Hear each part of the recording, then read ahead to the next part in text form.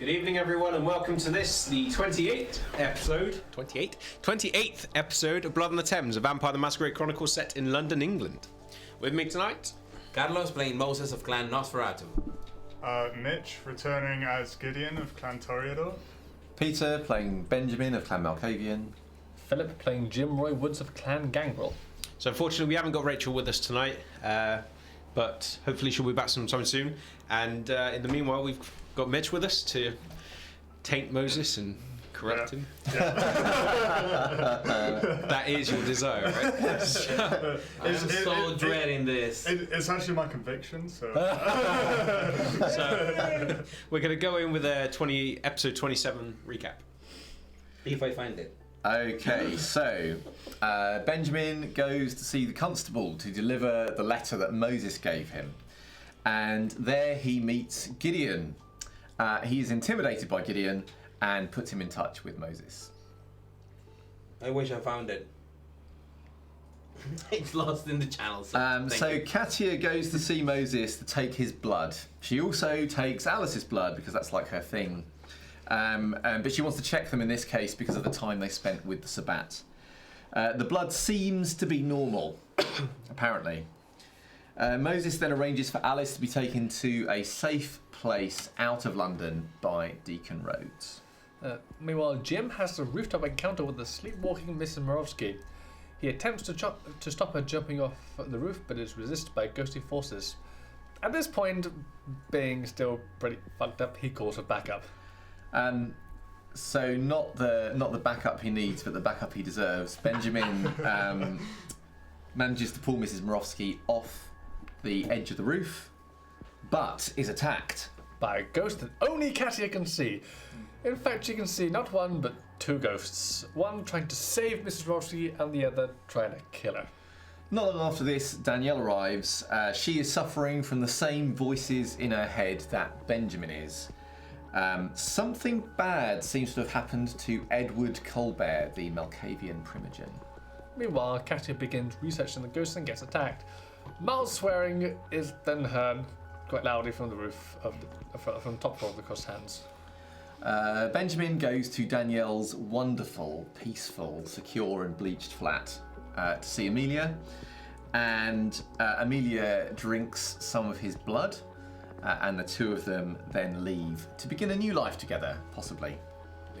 Maybe at the end of the session. And finally, Moses meets with Gideon. He's given the job of silencing two people who witnessed the Sabbath attack by the constable. And as they drive to intercept them leaving the city, they arrive at the scene just as the witnesses are meeting with their family. Which includes kids and a baby and a grandma. A baby and a grandma. And two kids. And some children. Like, that's a full house. How can you live? And I can't wait to see all those sisters. It's like Stain Bingo. Stain of fun. It's like, I just need an old lady and yeah! Bingo! They stain a thought. Humanity crushed. Worth it. So, that is where we left off. I was on Mask of 1,000 Faces, the only thing I remember. Yeah. Having activated. So, we're not going to begin with you. Okay. You were right. Told you. Just gonna let me suffer for a little while longer. Oh, I was going to say, if there was another reason for that, I was going to switch straight back, but no, I'm going to let you suffer for a bit. Yeah. This is your early kind of conscience. Waving the finger. So, instead, in a crossed hands that is now slightly more packed than you remember it being, Jim, you have spent a lot of time brooding, is probably the best word. I mean, you are screwed up significantly to the degree where moving about anywhere is going to be with its own risk. But given that most of the coterie is currently busy with their own things, is there anything you intend on doing? Well, knowing that I'm still massive Masquerade breach the moment I go out the door because Tusk, I'm just on the roof watching out at the moment, just keep an eye out. keep myself occupied with that for as long as I can. Your phone buzzes, and whether it was due to the scuffle that you had trying to get Mrs. Morovsky off, or your conversations that you had with the other members of the coterie, it's something that you've only just noticed now that you have about 3 missed calls. They are all from a particular detective sergeant. Yeah. The idea of having a phone on you, mate, is that you fucking pick it up. Sorry. What do you need? Well, I seem to recall that we were going to have a little bit of a discussion Yeah. about a favour that was owed. Oh, yeah. So, I got someone I need you to go and speak to. Yeah. Whereabouts are you now? I'm near where we met We've met a few times. Which time are you... last time. Right. Where are you staying? Near where we met. Well, yeah, you said that, but where are you staying? Crossed hands. Right, I'll be there now. Give me 20 and I'll be down. And he hangs up. Oh shit. Meanwhile, Benjamin, you've left with Amelia. Have you? Where are you presently? Well, I think the last I'm aware of is that Danielle was going to get her sorted out, and then she was going to come down. I think I'd gone down to wait for her. Yeah. So they've been up there for quite a while. Yeah, that's fine. There is no. There's no urgency to them coming down, but I mean it's kind of understandable. So there's no particular part of you that's expecting. You're not expecting her to just come down as quickly as possible. I mean, there's a measure of reluctance from both of them. Yeah. I will just take the time to try and again regather myself because I see my head is still hurting. Yeah, still hurting. It's less than it was before. It's now gone from migraine level of incessant pain to down to headache, which spikes whenever there's a loud noise going off. Okay. So the moment that a car goes whizzing by, or there's a loud, one of those people that decide that going down a very short stretch of road is a good time to go at like 60 miles per hour and gun past you, those kind of assholes. Sorry, I sound like I'm speaking from experience. Those kind of individuals that go past you quite quickly, that they kind of spike this pain in your head, and there's a few moments every now and again where you just kind of have to close your eyes and just will yourself to settle. Mm-hmm. And then the next noise which gathers your attention is the sudden pulling of the door. And you look around almost expecting to see some horrific individual stepping into your car, because let's face it, that seems to be your the commonplace thing for this car. But instead it is... I've been in that car. Case in point. It's Amelia which climbs into the car. And she closes the door. Danielle's not with her. Important question. Is Fagin with her? Yes. Excellent. Fagin is poking his little head out of her bag, just kind of. Then dips his head back into the bag.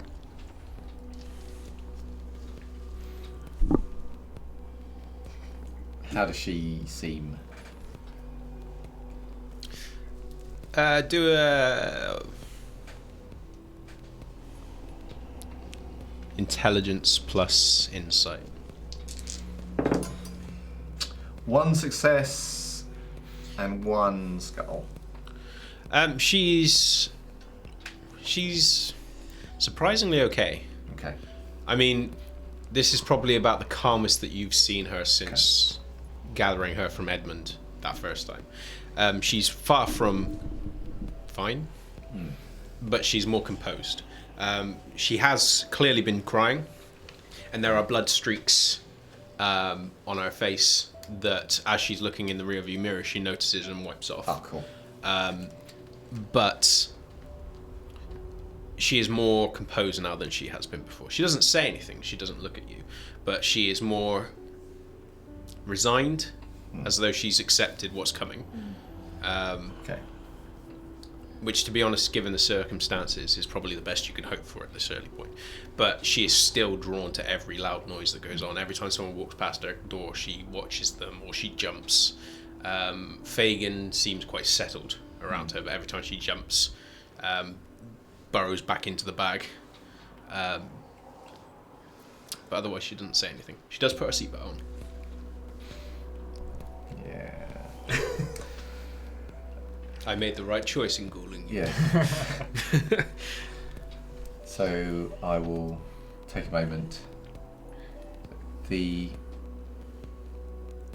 bed and breakfasts or hotels you've stayed in lately, which would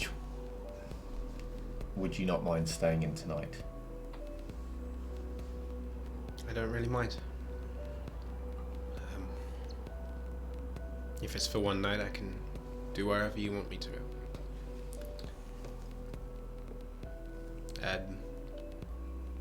Danny House asked me to ask you not to tell her where I am. Did she say why? I think it's just easier for her not to know. All right.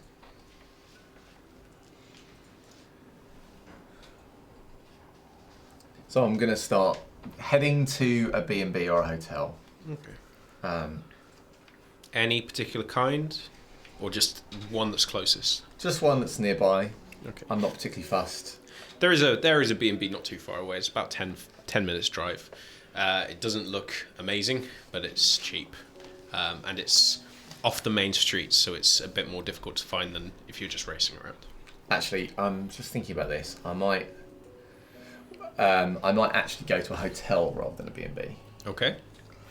What it is that Benjamin's not going to stay in the crossed hands tonight because there are ghosts that break your ribs in the crossed hands, and he can't go to his flat because Edmund knows where his flat is, so he needs to stay in a hotel tonight. Okay. And I figure he can book 2 nights and therefore still be in there in the day is what I'm thinking about. Sure. So, bypassing this B&B, you can Stuff that B&B. Premier in. I don't mean that.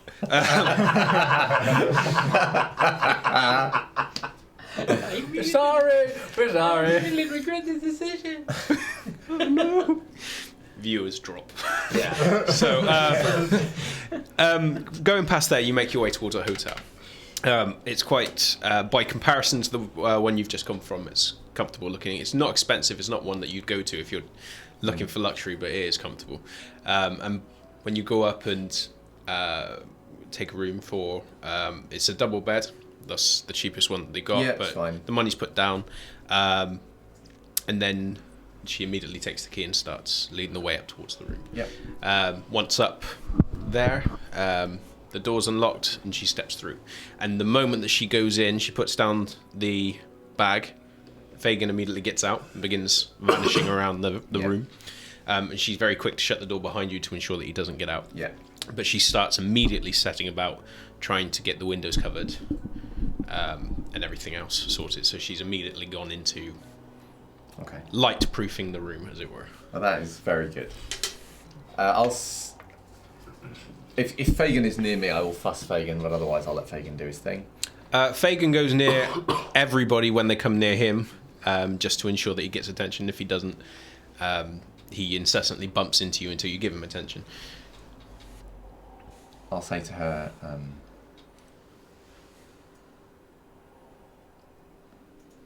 we need to think about how this is all going to work.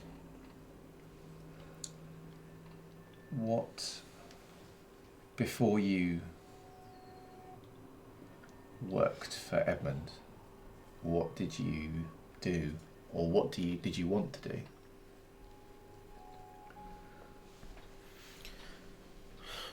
Well, I was I did bits and pieces, but I was working as an accountant. Did you like that work? I mean, it was I tend to be quite good with numbers.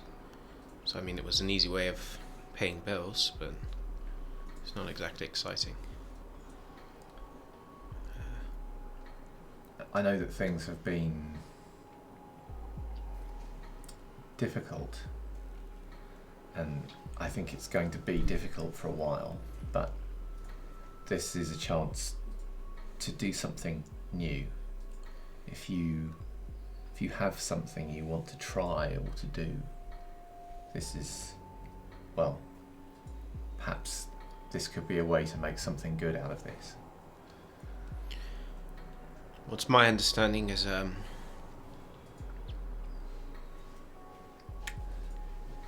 ghoul that my long-term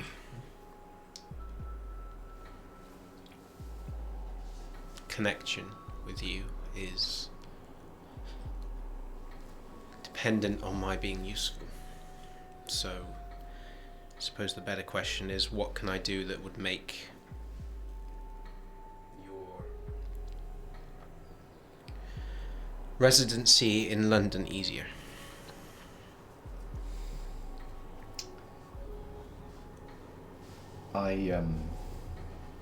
I appreciate that, but I didn't do this to make you. I did this because I didn't want you to die. I didn't do this because I wanted to make you a tool. Well, as kind as that is, it's not only your opinion that matters. You belong to a community now where people like me are tools. And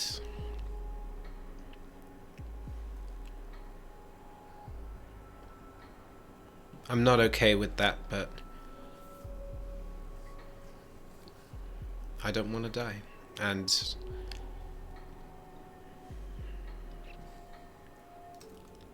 if that is the way it has to be, then I would rather not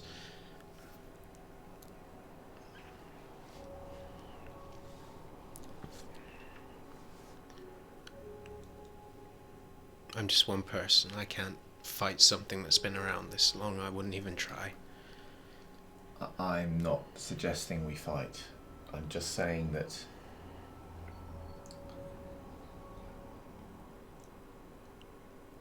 I would like you to have some kind of life. Otherwise, why do this? So I can look for my own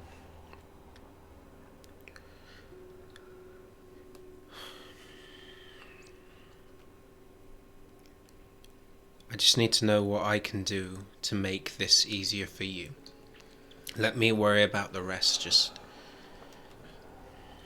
well, in this moment, what you're doing is helpful.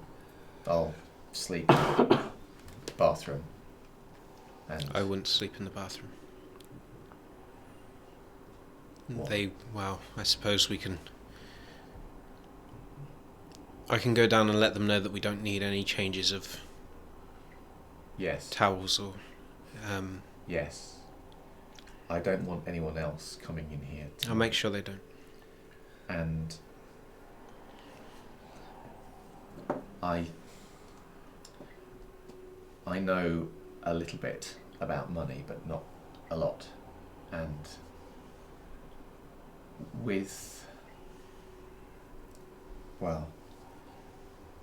I used to make my living by selling paintings to Edmund. I don't know how viable that is as a future. So, alternate ways of making money.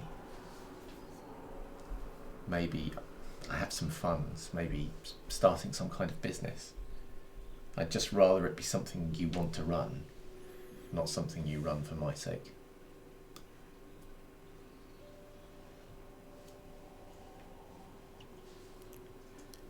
Well, we can discuss that, I suppose. But for now, I should go to the desk and... Hmm. Is there anything else I should tell them? Or just not to come in? I think that's all. And also we need to find a place where you can live. I can put the money down, but viewings and all of that will be easier for you than me. The sooner the better, I think. I can do that. Can you hold Fagin, please? He'll run out. Yeah, I'll pick up Fagin. And she goes and opens the door and steps out, leaving you alone with the disgruntled Fagin, who immediately drops out of your hands and runs over to the door from where she's gone. Meanwhile, See that? Grab the bag with the laptop, put the gun in it. So nice.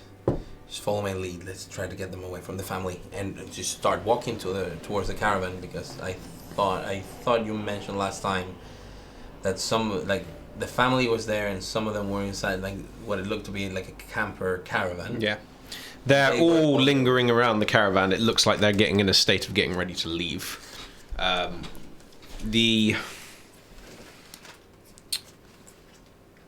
One of the individuals that you know of, Gideon, Andrew Tennant, is the one that is going between the caravan and the service station, looking like he's going to buy supplies of some sort, given the amount of money that he's had. It's all cash that he's divvying out and then counting and then putting into his pocket, and he's looking around as he's moving off, headed back towards... So can I get a... Where are you? You got out the car? Yeah, me. Yeah. I did. So I will follow him. He Okay. told me to So can I get a composure plus... Are you trying to stay out of sight, or are you just trying to look natural? I have Max of 1,000 Faces. I have an unlit cigarette on my mouth, and I'm on my way to talk to Caris or Andrew. Okay, so you're not making any attempt to hide who you are. Max of 1,000 Faces. No, I know that. That's not what I asked. Oh. Yeah, well, I have my cab. I look around if there are security cameras around. There is.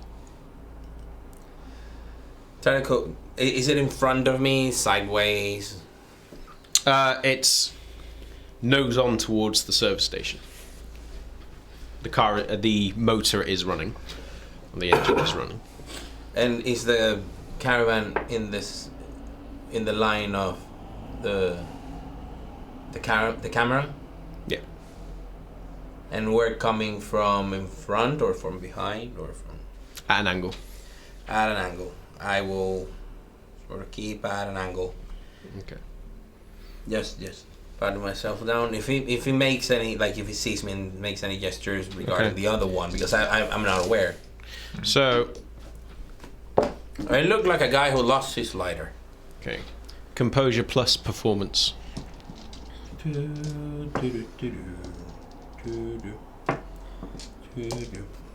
you both. Okay.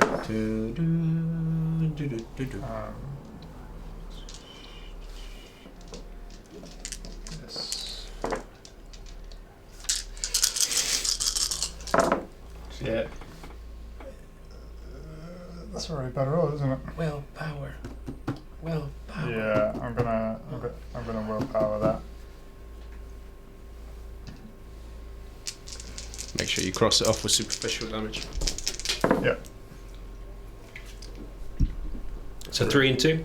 3. Okay. 7. What's that around? No. So Andrew begins moving off away from the caravan. He does a quick look around, but he skims over you. When he does notice you, you're just getting out your car.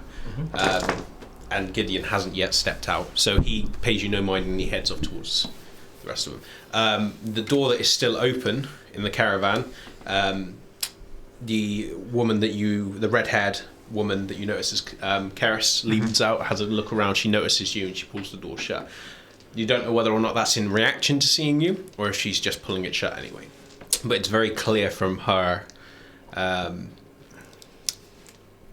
the way that she's moving, that she is skittish. You can hear the voices of the kids inside. You can hear the voice of the old lady that is with them, the family member. You have no information on who the rest of the family are. There wasn't enough time to get that information together. But the only one that you've seen move off is Andrew. Okay. So there are cameras on. Mm-hmm. The door is locked with everybody inside the caravan. Andrew's moved off on his own with the intention of buying more things. So if you are planning on doing something, I recommend discussing it before you do. Yeah, actually, we have a little bit of time. Yeah. I actually approach, if that's the only car or people around. No, there's other cars. There's other cars? It's a service station, so people are commuting all the time. Anyone who's around, like the closest, on my way to the caravan, asking for a lighter. Okay. There are some people moving back and forth. From the moment that you approach, they stop.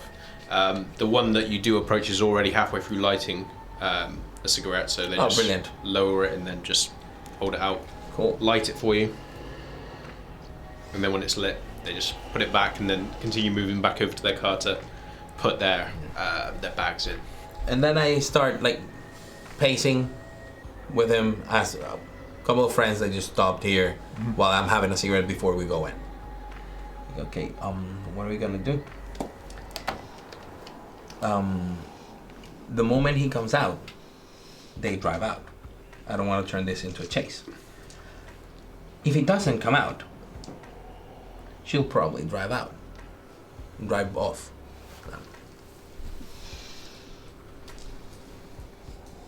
But if we get him... Well, no, that's a bad idea. We're gonna end up with one dead body thinking that he was heroic by sacrificing himself to save his family.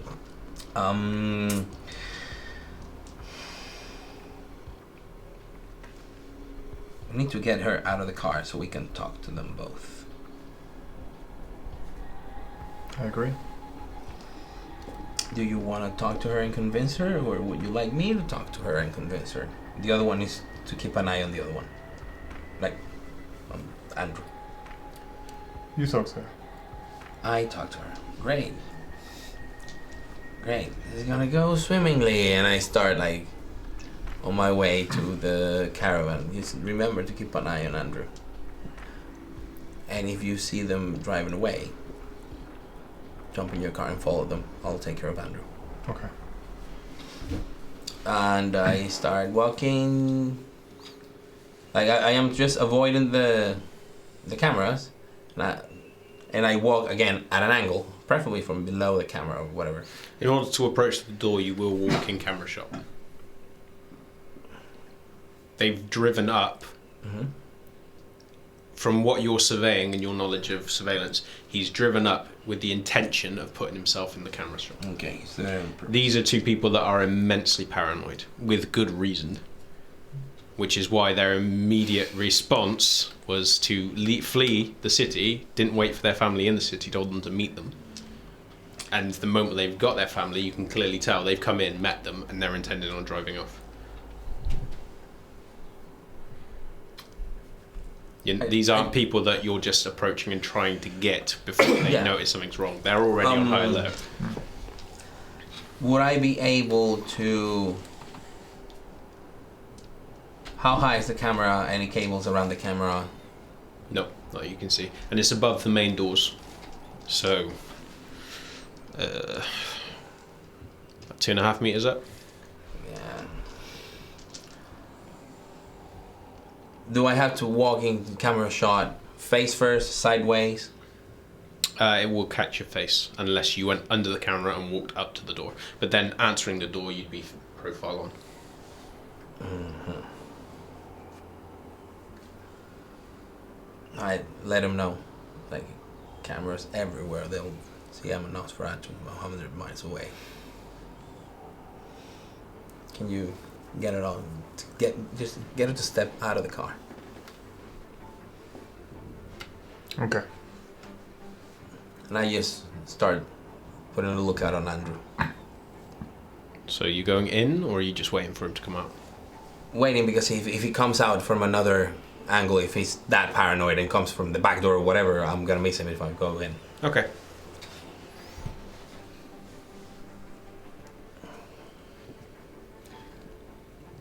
Okay. I am going to approach. Okay.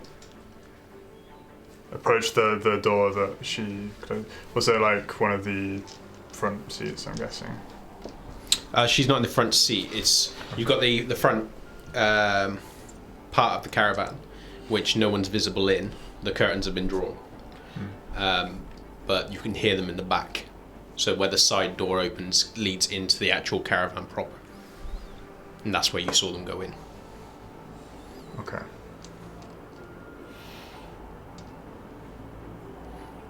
Do you guys need a moment to think? I'm feeling merciful. No, I'm waiting. 'Cause Okay. what I'm gonna do is I just Mercy. Either Andrew comes. Gone now. Either Andrew comes and I have a quick chat with him to get him to take Karis out of the car, or he gets Karis out of the car and we have a chat. Rushing it would make it even more suspicious than it already is.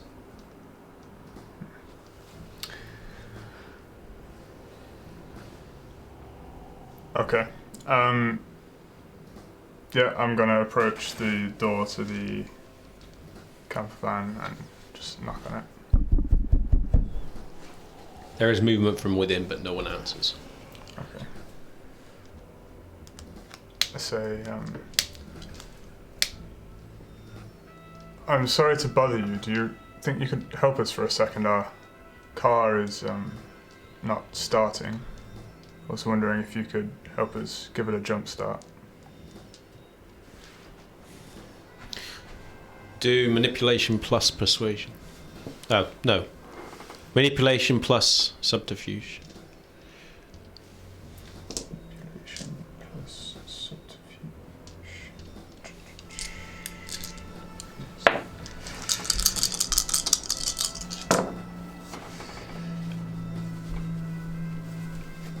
4. Yep. And it was not a messy critical. I was so scared. There is a long pause, and there's muttering from within that you can't quite pick out. There is also the mumbling of kids. And then finally, there's a shape on the other side of the small window. And then very slowly, the door opens, and you see the red-headed Karis. She has a young boy that's kind of wrapped around her leg and just looking out, and she tries to shoo him away, but he's not going anywhere. Does she look scared? Yes. Okay. Then And she immediately looks at you, and then looks at something behind the door, and then looks back at you. Okay. Let's see. I'm very sorry to bother you. Sort of like recognize that she looks scared, and I'm just like, are you okay? Yes. I can't give you a hand, unfortunately. I've got the kids to look after, but my husband can help you when he comes back. Okay. I'm sorry. And then she shuts the door. Okay. You hear it lock. But looking through the window, she grabs something off the back of the door and immediately looks at it, and then glances out through the curtain to look at you, and then puts it back.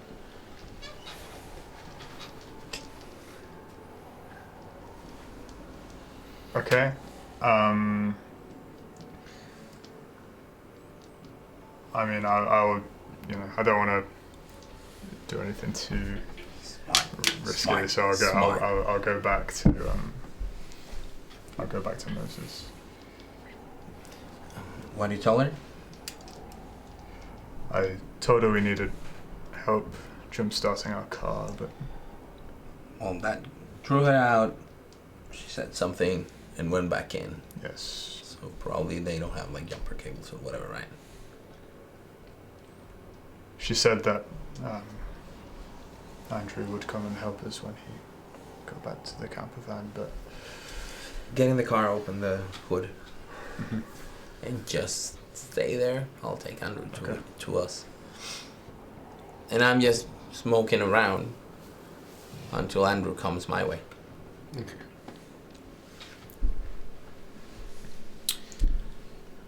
I'll jump straight back to you guys in a moment. At least we're in the car, so if they start running, you just... You click the phone off. Him having hung up on you. I'm gonna go find the bolt cutters that we had after going into the Warrens first, and also grab the bag of medical supplies that I picked up early in the camp, earlier in the story. But I think back in book 1, I think. You're going to do something ill-advised now, aren't you? I'm going to do something very ill-advised, but How much health do you have left? Not much. Okay. But,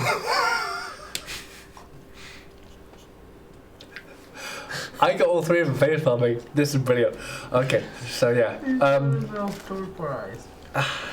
Well, I guess I was supposed to do. I'll put the tusk in between the cutters. Where are you doing this? I'll do this in my room. Okay.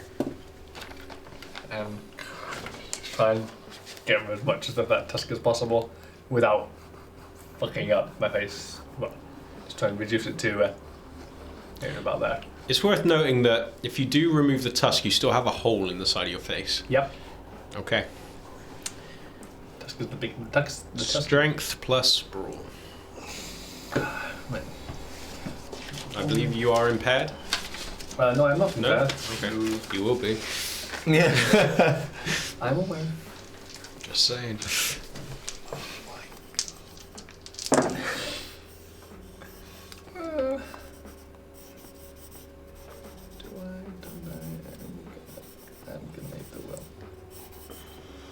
I got 2.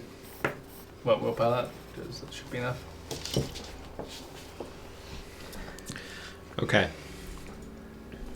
Unless I should willpower that.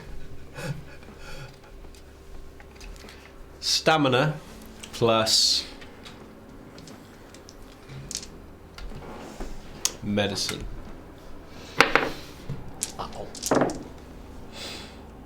That's 2.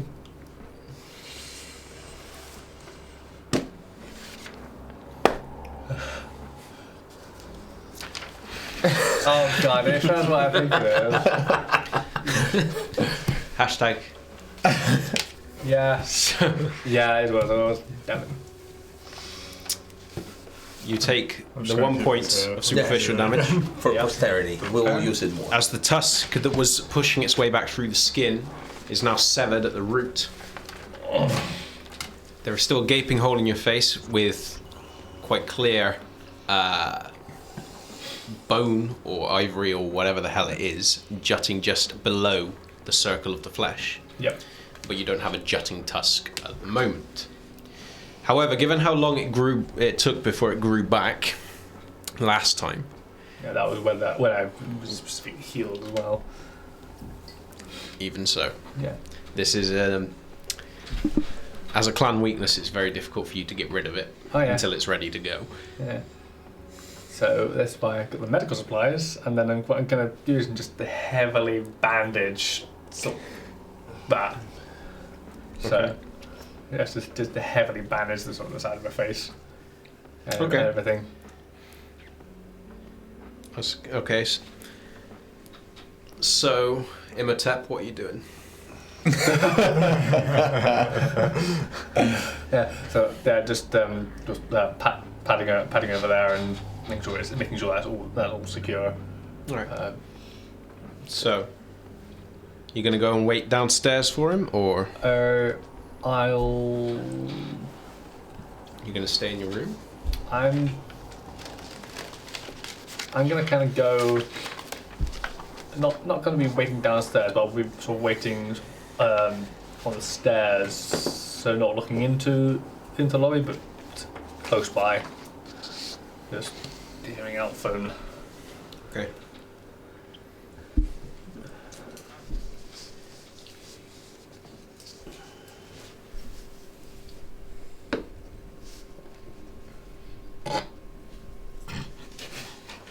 Damn you, chat.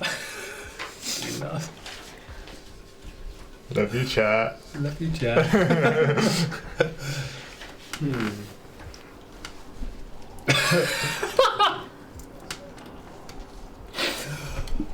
No, I think you should prepare your Fs for later because I don't know if Jim's gonna. Face palms. Yeah, Hockey gate yeah, palm. yeah. Oh, there's plenty. Oh, they're all over it?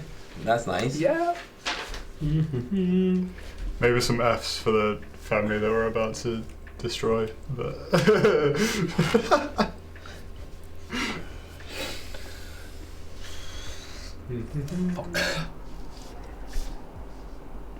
Hi guys. How are you? He's making quite a detailed note there. He is.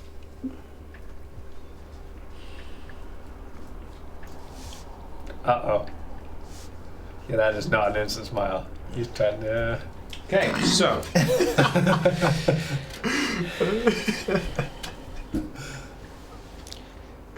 you wait on the stairs, and every movement outside the door draws your attention until finally there are lights that flare past the windows and then they dim, and then you hear a very loudly on the door. I'm gonna move sort of just to say a little look so I can see how the doors, just make sure it's him. Yeah, it's him. He is alone. From what you can tell. I'm gonna move forward, sort of the hood having been pulled up. Okay. Just towards the door. Okay. Open it. Have a look around, try and see if he's definitely alone. Yeah, he's alone. And as you glance out, is there anything else you're doing before you go? I'll be blush of life because I need to do that. But I'm gonna do. Is there anything else you need to remember before you open this door?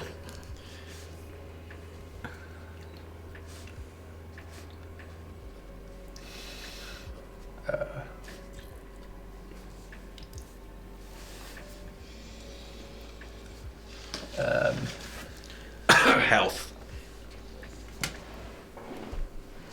What? Damage. Heal that. No, not so much the damage, the fact that you... Because if you heal the damage, the tusk comes Yeah. back. More the fact that you are a walking masquerade breach. Yeah, and You've only covered your face. what I've dressed in is normal jeans, long sleeve, to try to cover up as much Okay. physical. Okay. Yeah. Okay, you opening the door? Open the door slowly. Okay. Bring it in.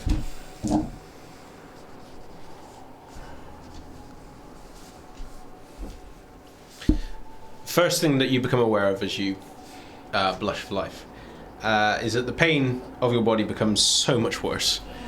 And also, the moment you open the door, you catch a whiff of extreme alcohol. Oh, shit. And as he walks in and moves past, he grabs the door and slams it. Start gesturing and leading him up.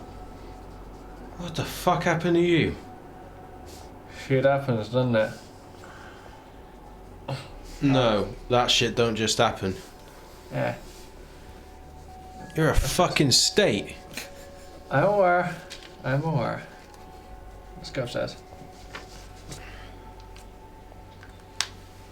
He follows you up the stairs, staggering. He is extremely heavily intoxicated. Where are you taking him? I'm taking him to my room, which I've cleared all the mess away from. It's a pretty barren room. So he sits down.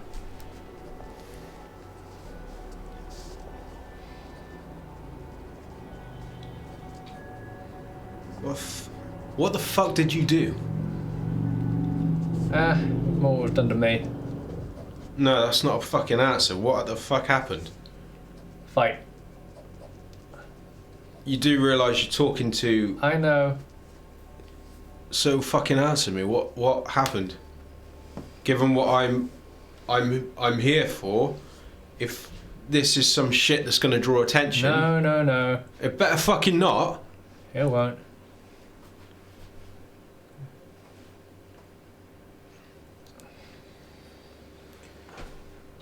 Who else is here? We got a couple of tenants downstairs. No one else is in. Right.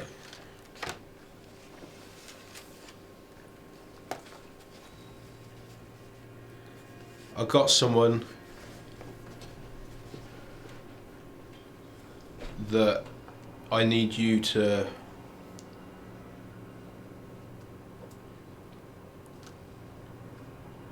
send a message to.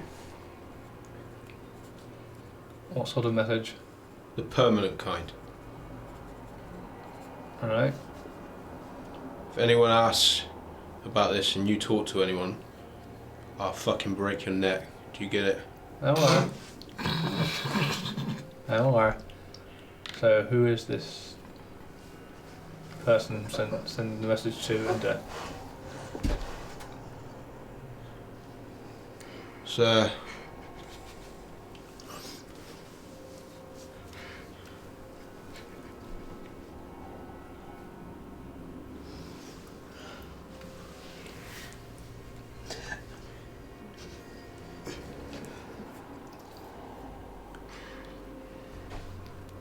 how's son? It's Chris.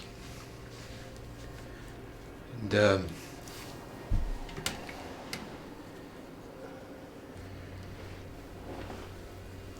he got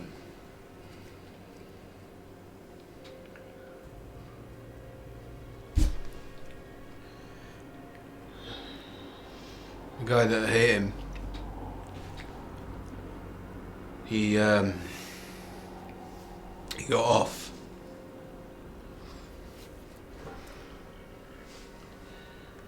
So the fucker that let him off, despite the evidence, is the one I want you to talk to. so you want me to have a word in the permanent sense to the guy who let the fucker who fucked up your son off? Yeah. Right. What details can you give me to show him, get him? Well, he's quite a... Well, he's not... He's quite a profile, so my history with him is known. My history with you is not known. So this is why you're fucking doing it.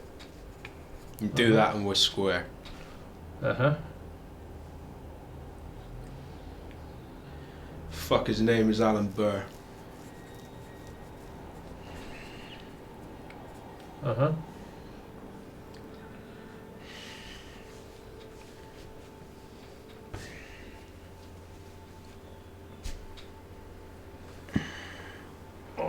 Hand you a small envelope. That's his picture. That's his work address. That's his home address. That's his schedule. And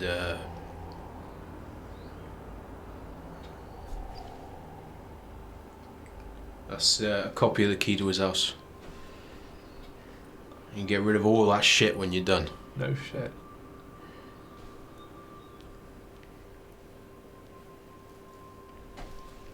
How soon do you want me to do it? Don't care, just tell me when it's done. Alright. Obviously, if you fucking leave it for fucking months. Oh yeah.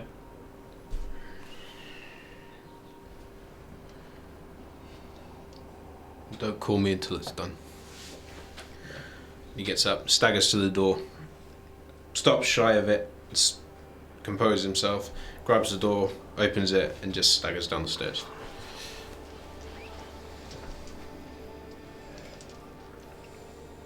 Then you hear the front door. I sit down and start reading through the stuff. Meanwhile, what are you doing now? She has stepped out of the room. Fagin's strutting incessantly by the door. Is there anything you want to do while she's out of the room? Not while she's out of the room. I might have a brief word with her when she comes back. Obviously, despite my headache, I do not want Fagin to escape into the hotel, because obviously it's probably slightly dicey. We have a cat in the first place, so yeah, I will make sure Fagin can't get to the door when she comes back. But I'm not doing anything while she's out. Okay.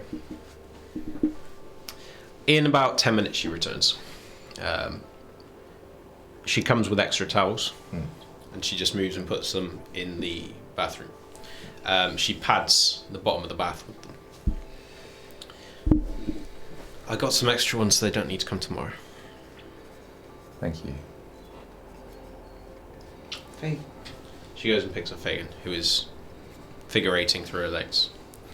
And she just strokes him. And immediately he's just purring.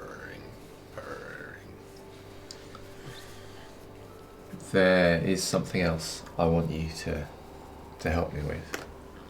I've been thinking about it.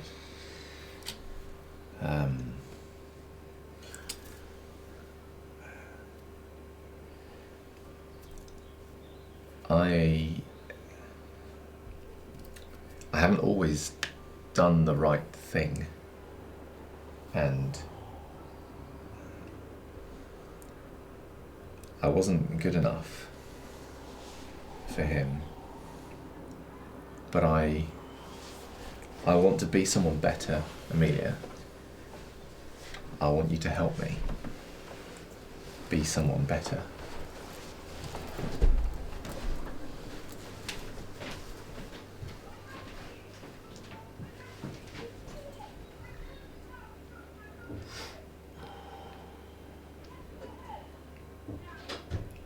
For him?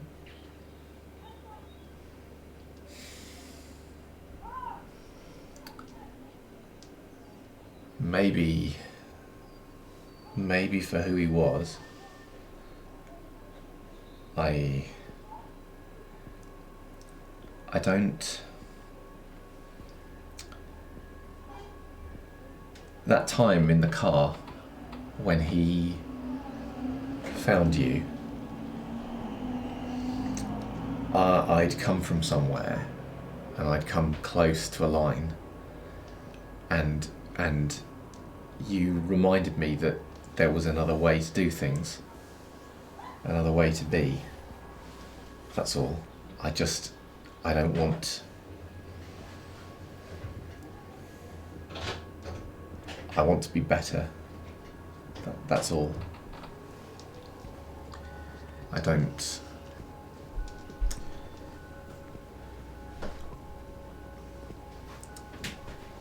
I know what this society is.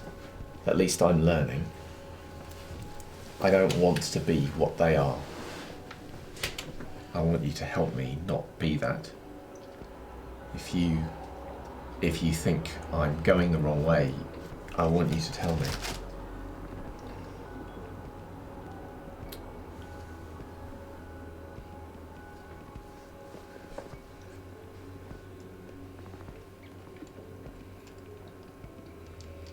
And would that make you happy?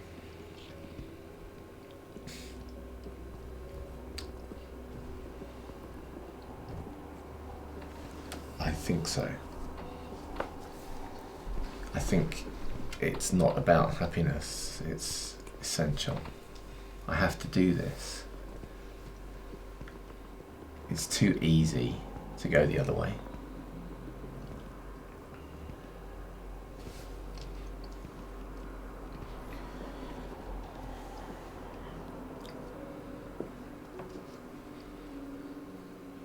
Daniel told me a bit about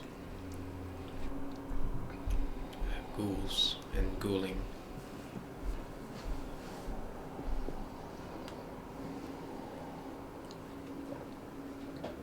To be honest, once the process is finished, I don't think I'd be a very reliable consultant on telling you criticisms. Well,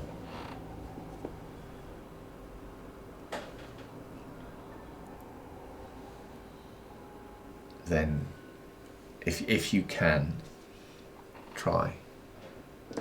That's all I'm asking.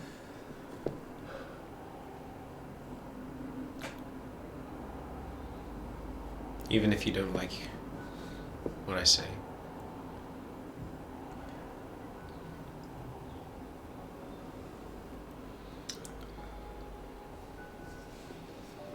Yes, but if you ever feel in danger, then obviously don't put yourself in danger. If you feel threatened by me, then Should I? no. No. I just... Sometimes... I don't know. I've done some things, Amelia, that I didn't think I was capable of doing. And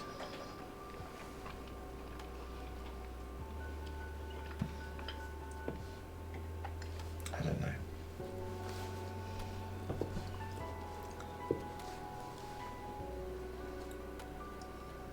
How's the headache? Daniel said you were sharing one. It's not as bad as it was. It's still there. I was going to offer to get you some ibuprofen, but it's kind of pointless. Yes. I didn't think I was supposed to have headaches anymore.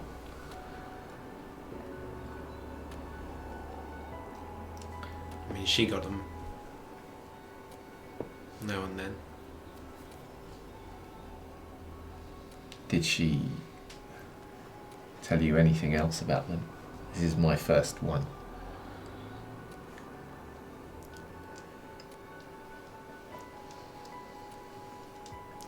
Only that they are unpredictable. They connect you.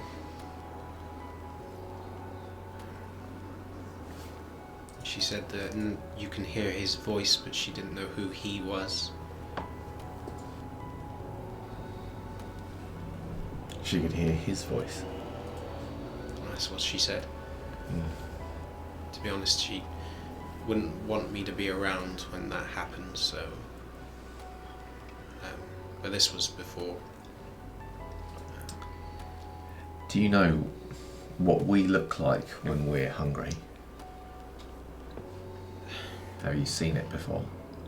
Yes, quite frequently. So, if ever you see me like that, I want you to protect yourself. I mean, hide or keep your distance at least. From what I understand, that wouldn't help. I mean, she could hear my heartbeat in an entirely different area in a... I don't know, Amelia, I keep wanting to keep you safe, but to find ways to make this safer for you. I'm afraid I don't have any more answers than you do. It's... Everything I know about this is learned from the conversation I had with her before I left. So, One night. Equally fucked. One night at a time then. I'm gonna go and finish covering the windows. Thank you. The drapes aren't exactly heavy, and I know you're sleeping in the bathroom, but just in case. Yes. The moment she puts Fagin down and he starts figurating, she tuts, picks him up, and then just hands him to you. Okay. And she just goes off and starts trying to sort the windows up. Cool. I'm not planning to do anything else particularly that night. I mean, I might sort of chat idly about places to live or bits and bobs, but nothing critical. Okay. So we're going to jump back to you guys.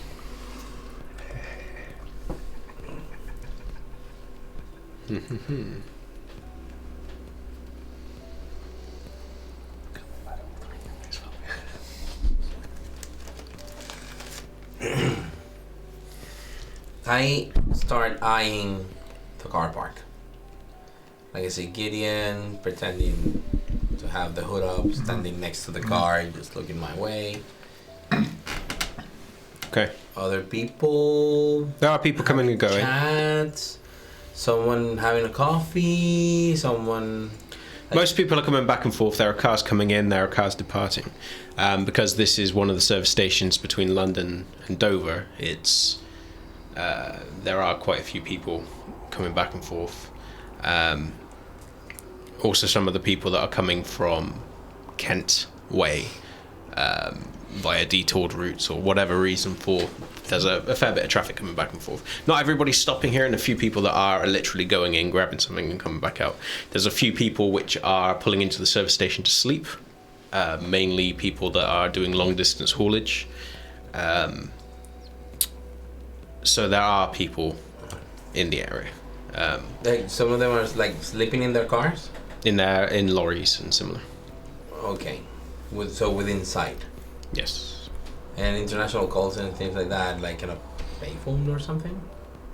Not a payphone, no. It'd probably be a telephone inside the service station. Okay, cool. So what's the plan, guys? I'm waiting for Andrew. Just waiting for Andrew? Yeah. See where he's coming from. Are you doing anything? No, I am by the car. What all specs do you have, by the way? All specs. I'm assuming you have all Don't have specs. all You don't have all specs. Ouch. Okay. I have other more useful things. Not in this situation. We use specs sometimes. So I'm just waiting to see if he comes from any angle at the car. Okay. Do a wits plus awareness roll, both of you.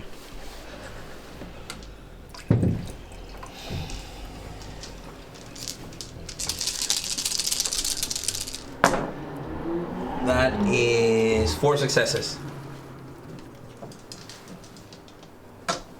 4. Yes.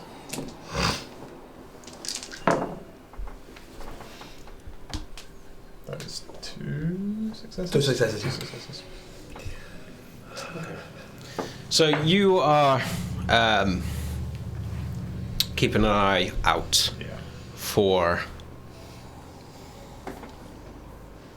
the caravan. You're noticing the shadows moving back and forth in front of the caravan windows, just moving back, glancing out every now and again. But Moses, as you are looking and waiting for Andrew, you do glimpse him. But he's gone back and forth in front of the doors. He's got a Nokia that he's looking at, and then he's looking out expectantly, and he's eyeing every single person that's within eyesight of his door. He is not stepping out. When I finish my cigarette, I start walking inside, Okay. straight towards him. Okay. The moment he sees you, he turns and he bolts.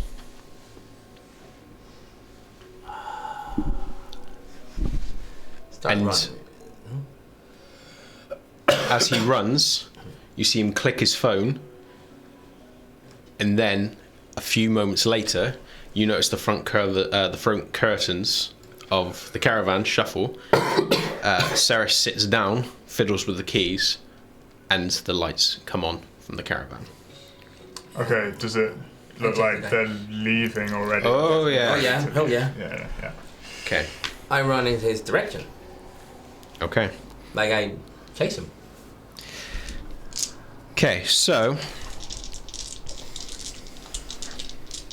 this is going to be strength plus athletics. Mm-hmm.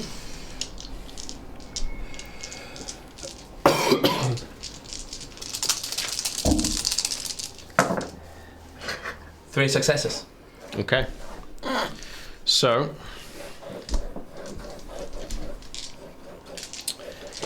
he is quite a heavy-set guy. So he is not making great speed, but you get the feeling that there is a level of terror that is currently gripping him that is giving him a measure of speed.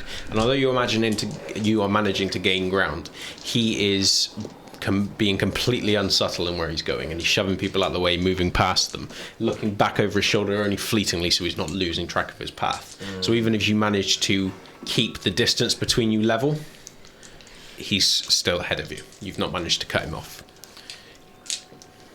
Robert, shoplifter, stop him! Stop that heavy guy! Pay for your meal! Okay. What do you want? Manipulation plus subterfuge? Charisma plus academics? Or whatever. Stop that fat guy! Like, Wow. Charisma plus performance. Don't you sense he didn't see that coming? Oh, sorry? nice one. Didn't I see that? You call the guy to see you when you. Oh, okay. I'm here. That is 3 successes. Okay. What are you doing? So I gave you your instructions. Yep, I am ready to get in the car and follow them if they try to leave. They are trying to leave. Like as soon as she was like turning the engine on and stuff. Yeah. The lights have already come on. She's turned the engine on. Getting in the car. Okay. So you rush back over to the car, sit in, Yeah. close the door, and the caravan begins whirling around. It doesn't go around the road. It goes up and over the grass area to get back onto the main stretch of road. Okay. And it starts gunning off down the A. Awesome. So you're taking off after them Yeah. at speed, or are you just going to try and tail them? I mean, I'm trying to tell them if obviously if they're going faster, then I need to keep up with them. Okay, Dex plus drive. Ooh, should have put some points in drive.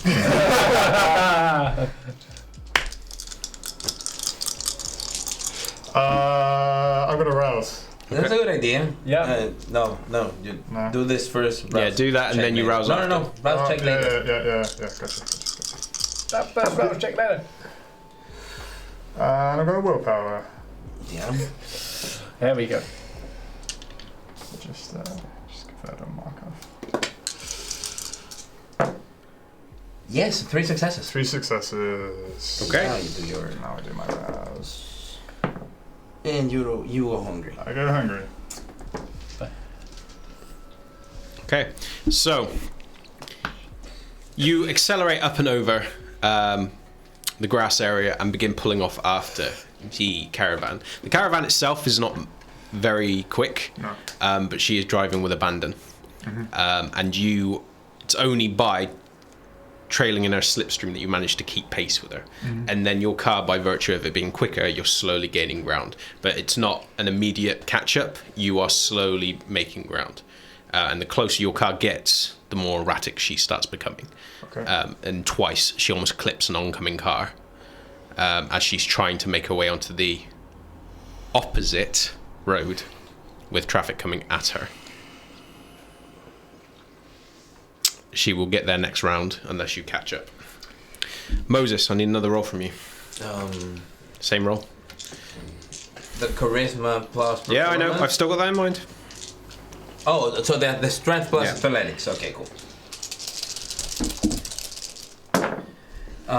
3 successes. It's a total failure.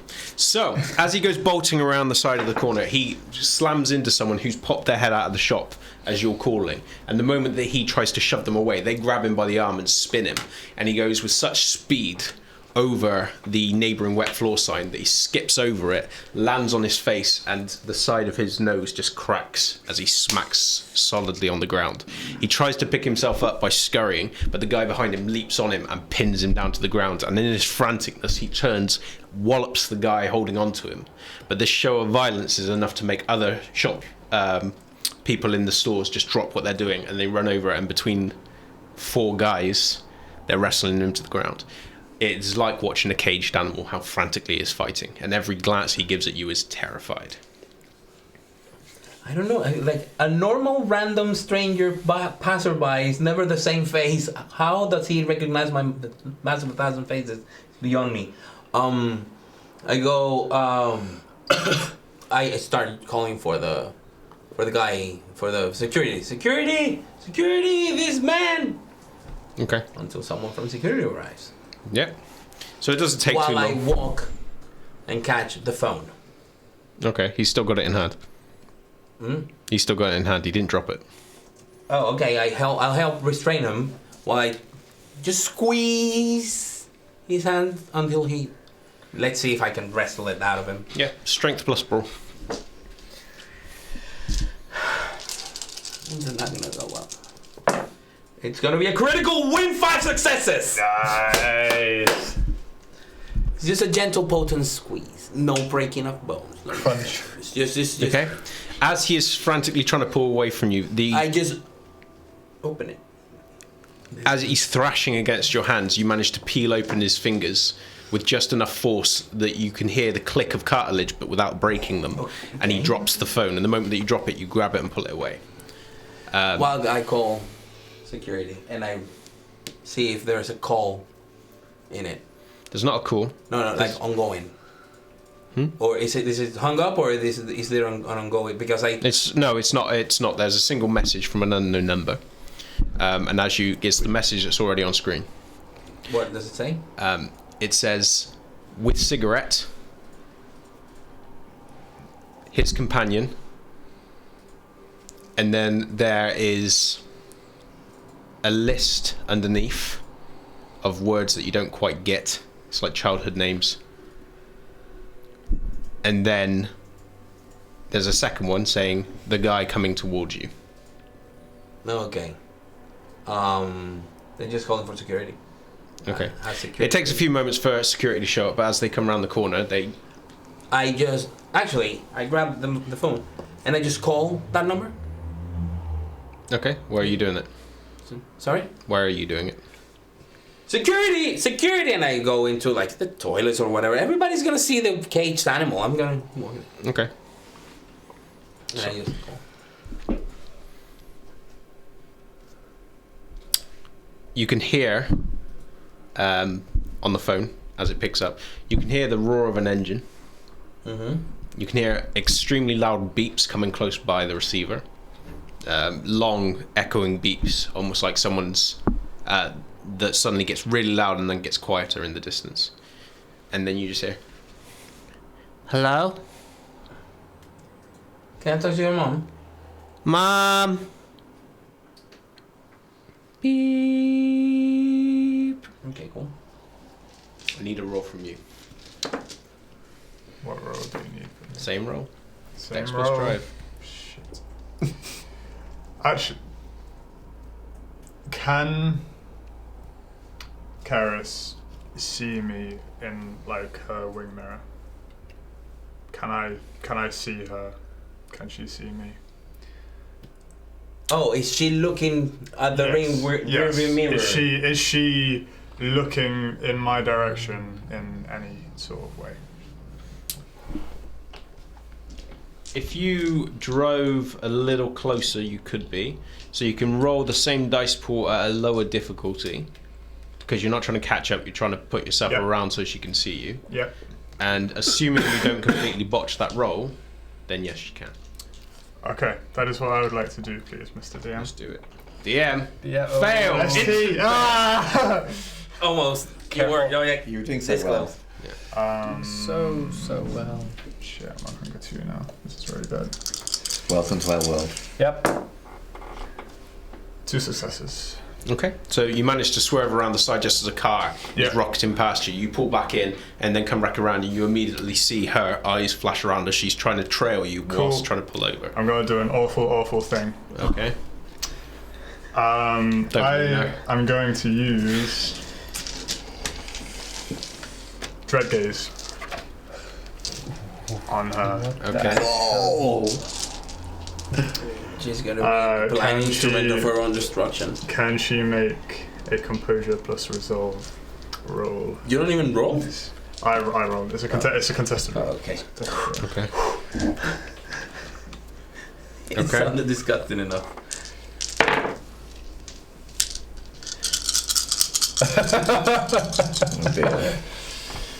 I see you spending the power. I am gonna spend some willpower there. Wow. I see 2 successes. Okay. What happens on a failed roll? On a failed roll, the mortal runs in fear. That's all it says. No. Mortals are in failure.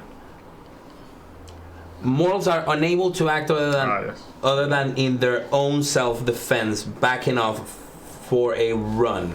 It's basically he just gave her a panic attack while behind the wheel. Oh shit. Oh. Because she failed. Oh well, because he got more successes than her. I need to rouse for that, don't you? I do need to rouse for that. That is true. Welcome to hunger. Oh no, you stay hunger too. Nice.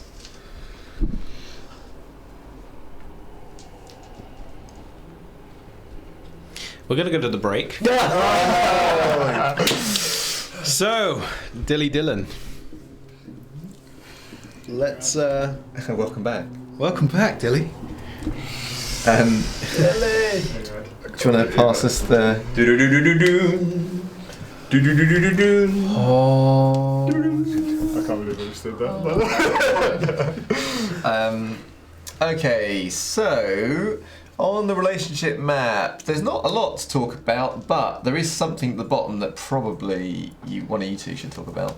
You want to talk about? Let's just little put that here. Little Gideon, look at him. It's connected to Moses. So innocent, connected to Moses. Yeah, right. There's another cool thing. Yeah. That is it. So at the top, we learned last week that It's not one. not one ghost, but 2. So we've replaced the ghost with Mrs. Morovsky's husband and Mrs. Morovsky's lover. Now, there were some people debating about whether actually the other ghost is her lover, but I've already written the sign, so it's canon. And also, if you look closely, you'll see the ghost has heart eyes, so clearly it must be true. But yeah, obviously if it's confirmed that it's in fact the ghost of Mrs. Morovsky's accountant or, whatever, then we'll change it. But until then, that's who they are. And that is it, I think, for the relationship map. Any questions from the chat? Yeah. So we've got one question from Mitch from Wimp. Is it what have you done? No, it's what's your hair routine? What's my hair routine? Believe it or not, nothing special. Just that's the name of the brand. Nothing special. It's special. only found in Britain. Yeah, like in Bristol. It's on special offer. Get it now. Just wash my hair when I have a shower. That's it. And he whips his hair back and forth. Okay, so this is a question which Peter might be able to answer, but he might not. He might not be able to. Should I hold this here until you know? No, I'm gonna be optimistic and take it. He's asking how much of the Malkavian revelation tonight was Peter aware of, if you can answer that. So I might need an education on that question. Sorry, how much of the what? How much of the Malkavian revelation tonight was Peter aware of? Was this from a previous episode? Yeah, so it was 2 episodes ago. Okay. Oh yes. I'm sorry. I'm just making sure. Who phrased that question for us? It was story encode. Story and code. Can you just clarify which revelation for us? Yeah, there's been a few. I think he means how much of the batshit stuff that's happening with your character were you aware Yes, of? 2 episodes ago. I mean, I actually. With the touchstone. With the touchstone being revealed to be false. Oh, that. Okay. I was not. I was not aware of that particular piece of joy. Joy. However, yeah, well, until quite recently, let's put it that way. So for most of the time I've been playing, I was not aware, but I did become aware a little more recently, and it was a devilish move, I feel, but an awesome one. So hats off. Right, so. Okay, and we've got one from Miss and Reason, which is, what clan would you have the least interest in playing? Is that for everybody? Yeah. For everybody. If this is from the ones, this is from the ones that are currently out, which I'm guessing is probably the right way to go because I know nothing about other ones. The one I'd be least interested in playing.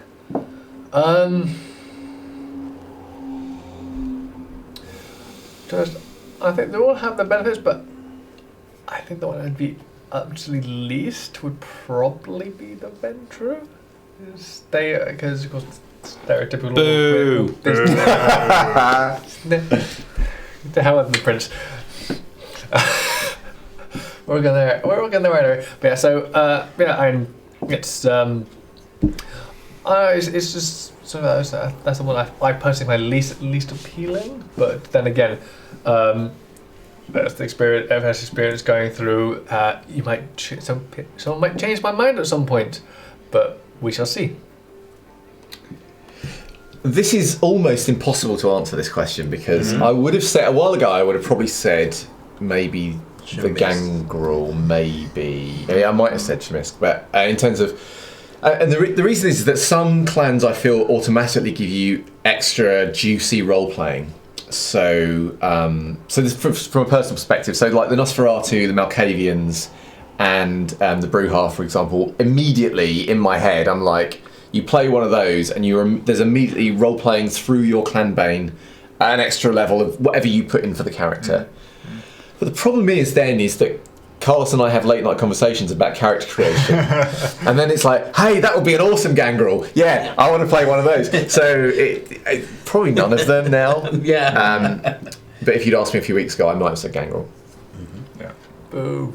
I mean, yeah, I think that it's you can play any clan. That's the thing, because you could make most premises fit multiple different clans.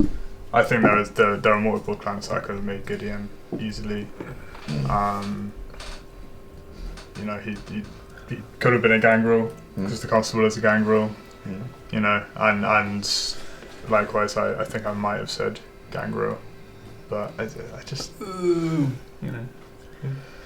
If you're asking V20, for me would have been Giovanni, because it's really hard to create a very unique character that escapes the clan stereotype when the clan is actually stereotype. You're not embraced, you're not in the family, you're not so it's very rigorous, so it gives you very little leeway. It's not because I have anything against them, it's because you have zero liberties, or very, very few. I can be proven wrong, but given the degrees of freedom you would have in any other clan, your argument would be very, very, very weak.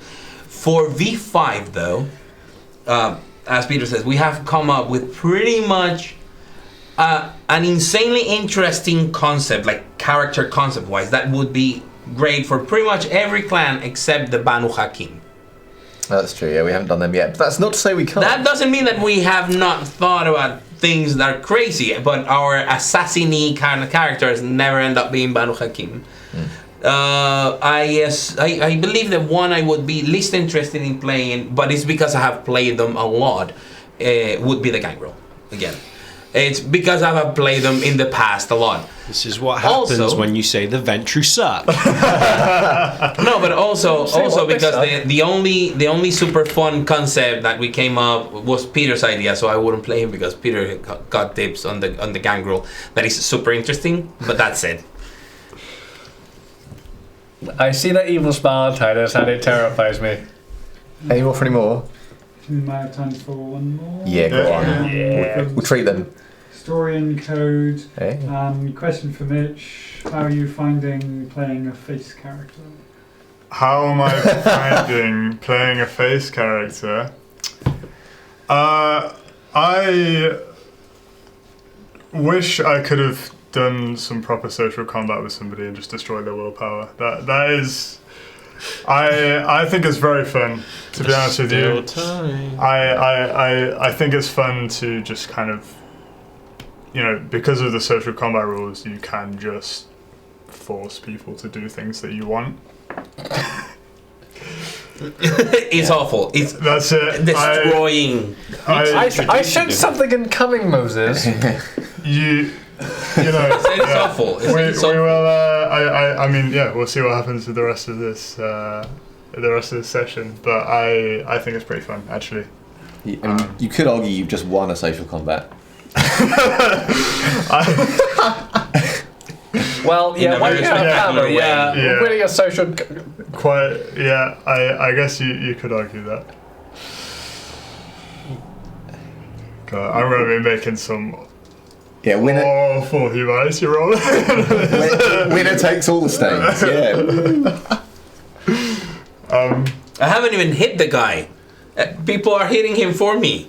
Yeah. I mean, I should be the hound. Meanwhile, I just maybe killed the entire family. Yeah. What are you doing? He's killed the leave you- entire family. You've just got a phone. I Come on leave now. you alone for 3 minutes, and then And you he have does like the job. He's like, family you've side. not proven you've got no conscience. Here, punch this puppy. Yeah. Oh! No, I want a puppy. Can I have a puppy? Only if you punch this one. Does he count? No. No, it does not. Thank you very much for your questions. Yes. Oh, can I say some things? Because Can if you hold this. Oh, I can if I hold this. So last week we actually had like crazy good support, and there was loads of people cheering. And Yeah, thank you for your bits. I think Nerdy Birdie is now Bit Queen. So all hail the Bit Queen. But someone Bit was Queen. bit queen for like a millisecond. Someone gave us bits, Okay, and then immediately So I think it was Nerdy Birdie and Gangrel. Yeah, Gangrel is second. Gangrel is in second. Gangrel second. And then- That was and Gangrel. there was also an anonymous. an anonymous, cheering. yeah, and then we had a ghost bidder in another the. anonymous Yeah. cheer just now. Oh, Really? thank you, Yes, anonymous. so whoever you Whoever you are. Very Whoever public you are. thank you to our anonymous bidder. Yes. Thank you.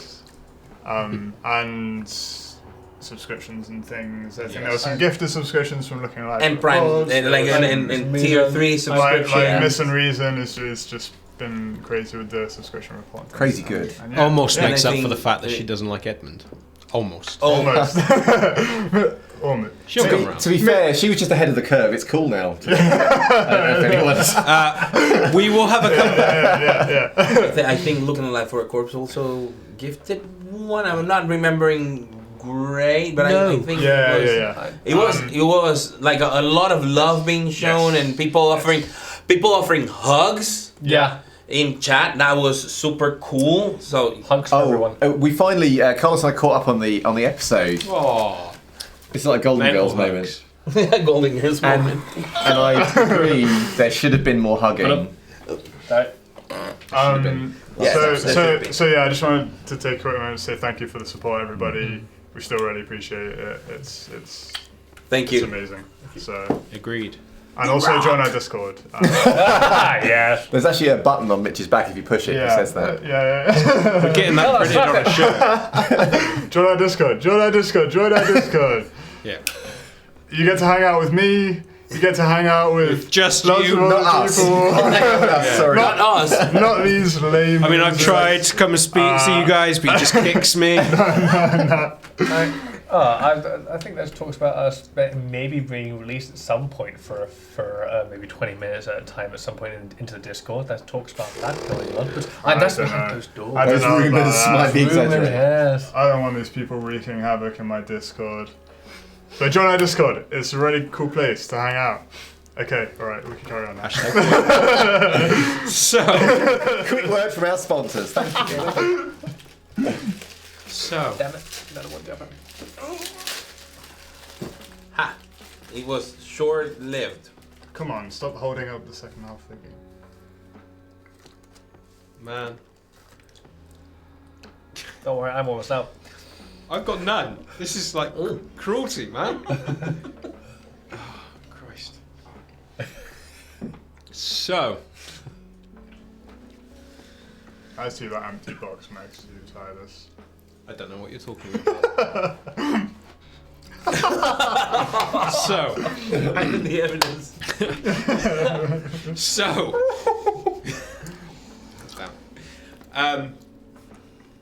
You pull up alongside the car, the caravan, and she catches your eyes for the briefest of moments.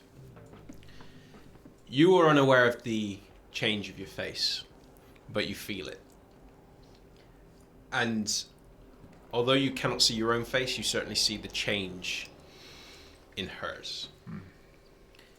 And the way that she jerks the wheel away from your car to get away from you is sudden, vicious, and causes the caravan to go end over end with the sheer force of her turning the wheels out as it goes over the barrier separating the dual carriageway into the other line of traffic, and the cars which were rocketing past slam into the side, and then as that spins the caravan, another one goes straight into the front of the caravan, and you just hear the twisting and warping of metal, the cracking of glass. You hear the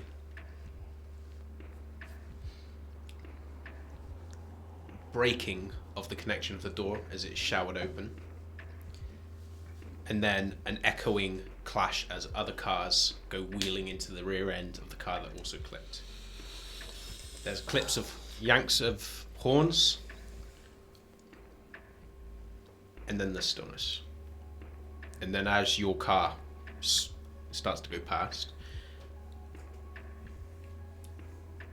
you listen, because there is a stillness which descends as you go past. I stop, sort of, you know. You're stopping. As people do when crazy stuff like this is going It's on. lights and all. Yes. Okay, so what are you doing? I'm stopping. I'm going to get my phone out and call an ambulance and get out of my car and go and see what the damage is. Okay. So you go up and over the barrier. Yeah. And you hear the crunch underfoot as you step over the glass. You can see, as you're going around the corner, Ceres is over the dashboard. The car had pinned her, and her chest is crushed. And you can tell from the trickle of blood and the way her eyes are just staring ahead and the way she's leant over the dashboard, she died on impact. You can hear movement from inside, and as you move around and look between the curtains, which are hanging off at an angle, positioned next to her chair, the boy that you saw come to the door is unmoving. And through the curtain, you can see the old lady who's still moving, and she is crawling towards the still bundle that held the infant. I start to, because I don't really want to go in the camper van myself, but I'm on the phone to ambulance services and anybody else that's stopped and is getting out of their car. I start telling them what to do to check and see if anybody's alive and Okay. that kind of thing, and trying to get people out of the wreckage. Do charisma plus performance for me.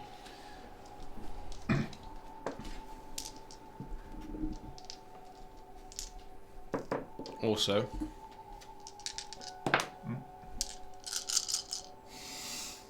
Stains.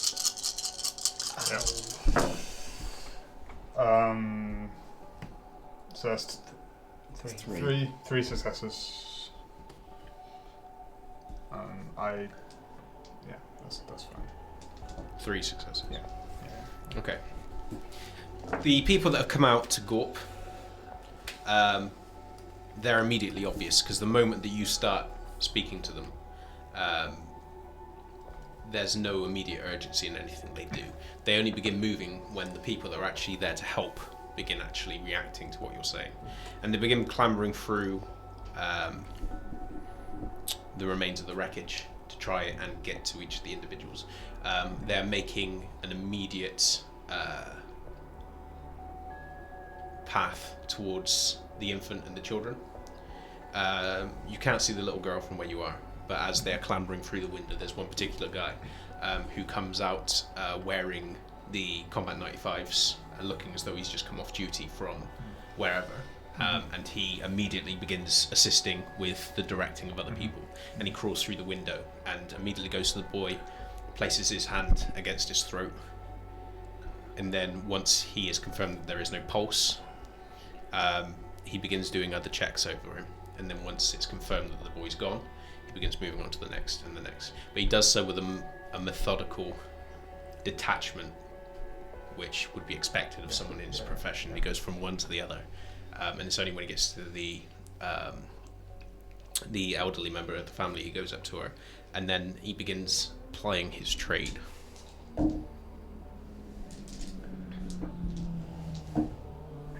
And he's going to willpower that. Okay. So he is focused on her. The others begin following him in, trying to get to each member of the family.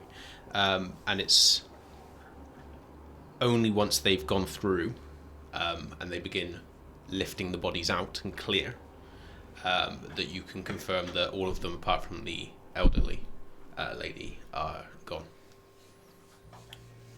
And she is in a complete state of shock. She is refusing to let go of the infant, who she keeps trying to wake. But otherwise, there's no response. There's nothing else going on. I'm just keeping the ambulance informed. And you said that there were other cars that made impacts and things as well. So yeah, I'm just keeping them informed of what's going on in the scene. Okay. So, Moses. The phone was hung up. Oh yeah. I just went back to looking for the security guard. I don't know what's happened outside. So it's like, where's the security guard? How long were you trying on the phone? Sorry? Just the one time? No, just the one time when I got when the kid hung up. I assumed there was no way to have a conversation with Carius to have her stop. I am just counting on Gideon to go after them, to follow them, to do something, while I take care He's of definitely done something. Andrew. Yeah, he definitely did something. So, Not something Moses thought he would do, but just to clarify, guys, if you take more stains than you have humanity dots, it's not an automatic loss. You still always roll one die. However, once you're maxed out, you start taking aggravated willpower damage, I believe. The excess. so yes. Yeah. You also cannot voluntarily do anything which would violate, give you any more stains. But you always get to roll that one die. There's always a chance you could do it. It's the aggravated willpower loss, which is the big kicker. And Was that a yeah, it's a question in the question in chat? Yeah. So, yeah, it's not an automatic loss. If you do have any convictions that would apply, I'm gonna write this down. Yeah, try to okay. get it to you. Because I'll still need that roll at the end. Yes. So you step out of the bathroom, and the individual on the floor is already been taken away. There's other people that have come in that are standing around talking. to the security guard, who is basically asking what's going on. But it's not the same security guard that came in and took accosted. Yeah, I'm gonna just breeze my way as if I were talking on the phone or whatever, pretending. I'm just gonna walk, following Andrew and the security guard that has him. Okay. It doesn't take you too long to catch up with them. The place, whilst it is quite large, security office is not that far from where the shops are. They are behind a closed door, and you can't see into the room. Okay, cool. It does have security across the door, though, so you know you're in the right place. I go. Do I find out what happened, or is that completely unrelated? Because I'm sorry, I think I misunderstood. The area where he's being taken, the security room, He's in the security office. Yeah, He came out outside the service. No, it's in the service. Oh, inside. I thought we were. You've going literally out. come out of the door. Andrew's not there, and neither is the security guard. You can see from where you've come out of the bathroom the security office, which is where logically they take him. There is another security guard where he was that is speaking to people that witnessed what went on. That is all you can see. So you haven't seen Andrew go off, or you haven't seen the path of the security guard, but by reasonable deduction, it's going to be the security office. You just can't see inside the security office. Yeah, I know. Is it near a store or the cafe or place where chairs, table, anything? Close to the door. Yeah, or well, closer to the office in general. Yeah, no, I mean, there's plenty of places. There's a cafe which is currently closed. There's a Burger King, which is close by, which is still open. The cafe's not necessarily closed because of the late hour, but more because it looks like there's just no staff there.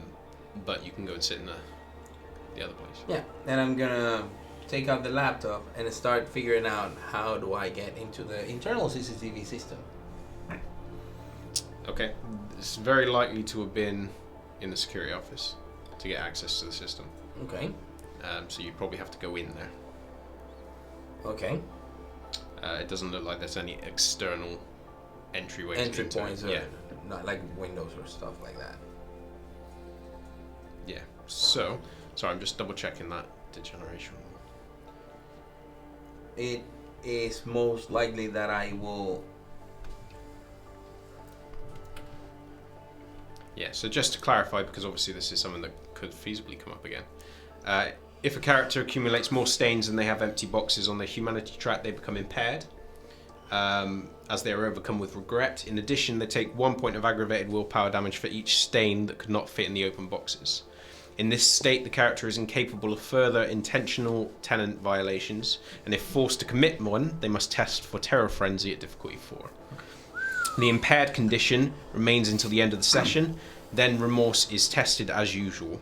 The character is also can also choose to snap out of it by voluntarily losing a point of humanity, wiping away the stains as they rationalise their actions and accept what they've become. So yes, you always do still roll the 1 dot. And just to clarify, when it says empty boxes on your humanity track, so that's like if I had 10 minus your humanity, that's the difference. That's so the if you have difference. humanity Okay. 8, you only have 2. Yeah.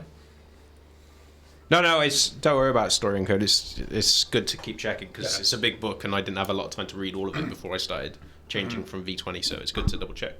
So, and it's worth me knowing because the way you guys are going, whew, how do you keep finding yourself in situations that do this? I haven't even broken a finger, okay?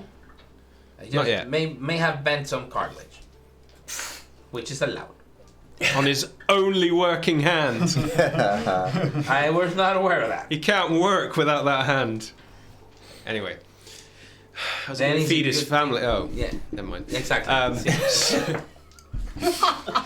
So, The ST picks up a couple of stains for that, I think. A little bit of gallows humor now. that implies that I have a humanity box. I don't. You're on a path. But yeah, he does not. That's confirmed. We've confirmed that. So, the other security guy. Do you want a moment to think? Yes, please. Okay. So, Ah, shit. Right. Yeah, he's staggered out. The door is still open downstairs. I'm gonna just tuck the envelope under the under the bed and go down and make sure the door's locked behind him. Okay. Return upstairs and start reading reading all the information. Okay. So Alan Burr is he has a recent and quite devoted history to putting away criminals. He is also the exact same individual who the coterie encouraged Mrs. Morovsky to speak to regarding the attack by Darren Fitcher.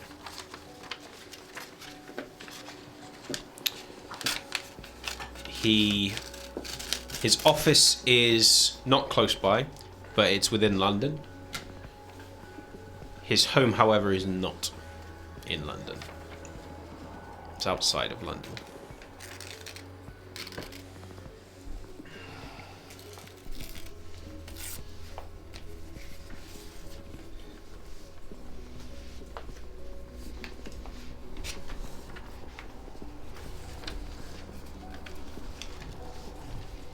And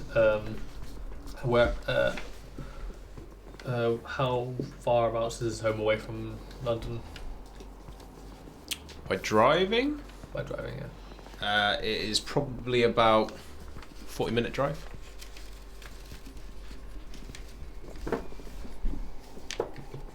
Yep. Do we get any information about any family he's got? Do he live alone? Doesn't have any. No family. Not that's live with him anyway. But the information that you've been given looks as though it's been it's all professionally done, but it's largely information that is public knowledge.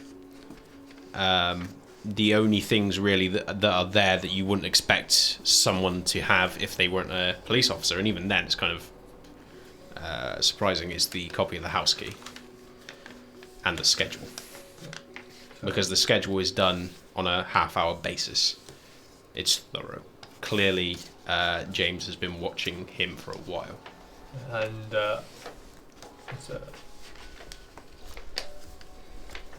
what any what particular patterns pop up in that? He is someone that pretty much lives at work. He's rarely home.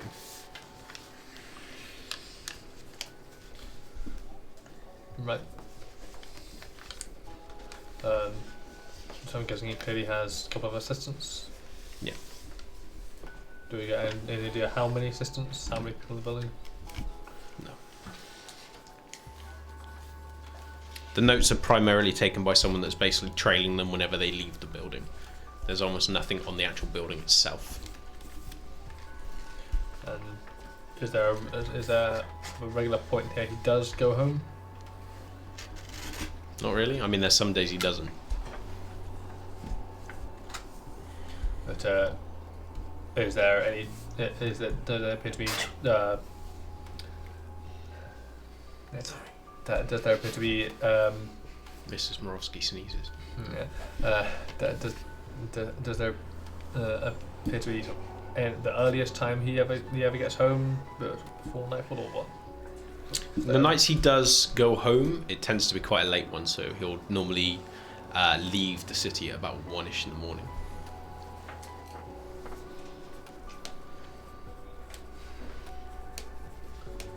And when he does go home, an idea of what time he would leave to go in the morning? It's not that, like, it's not like it's as complete as it can be, but Alan is not someone that is minute by minute always the same schedule. Yeah. Because as the guy that's in charge of his own business, he is at the office as often as he wants to be, which tends to be a lot. So on the days where he does go home, he tends to go home, he'll have a couple of hours sleep, and then he'll head back in. Yeah. So.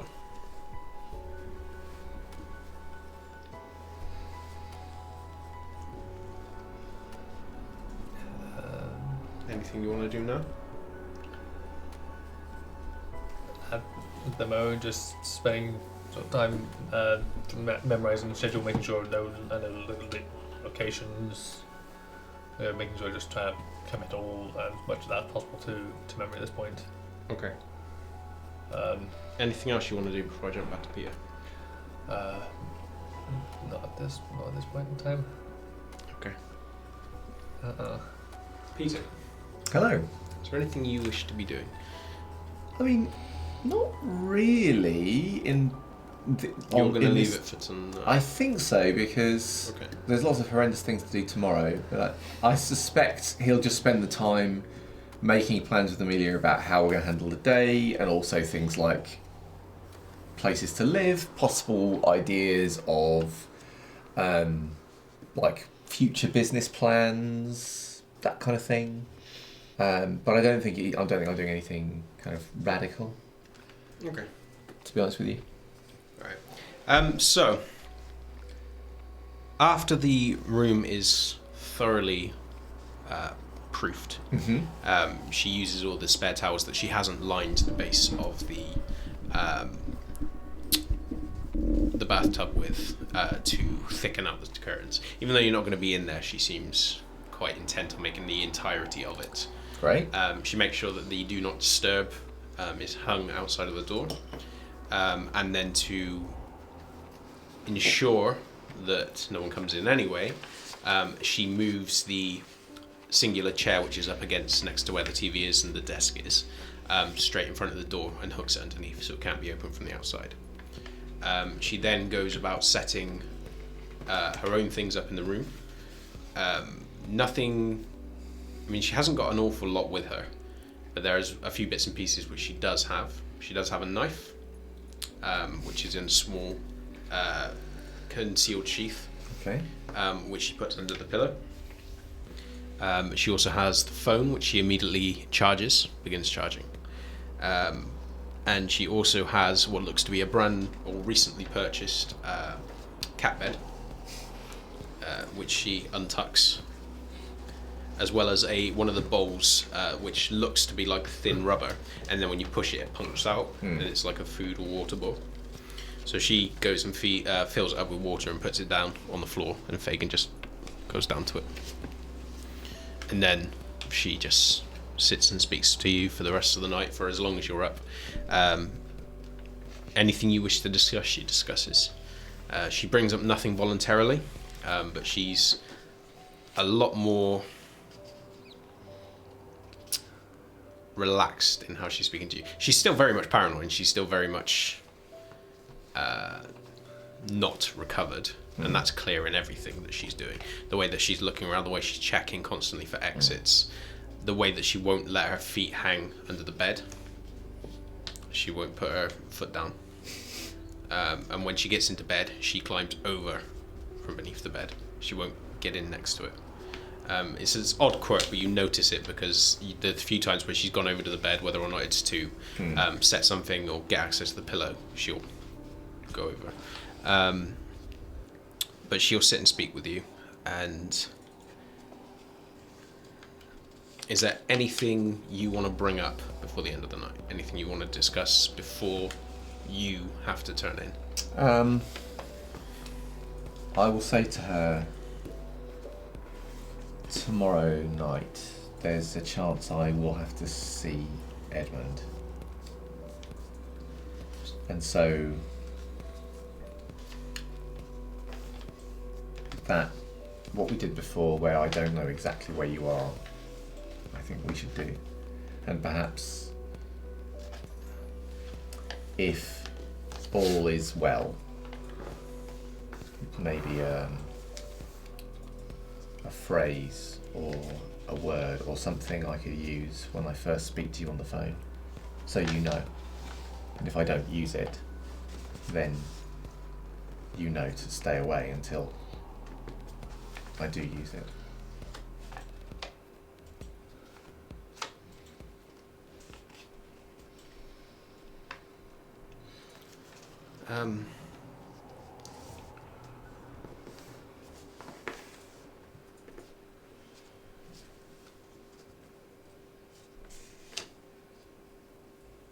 She looks down at Fagin.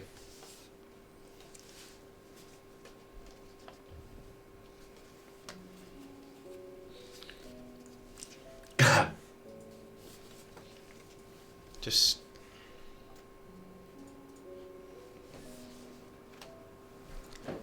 consider yourself one of us. All right. Yeah, I'm talking about you, shithead.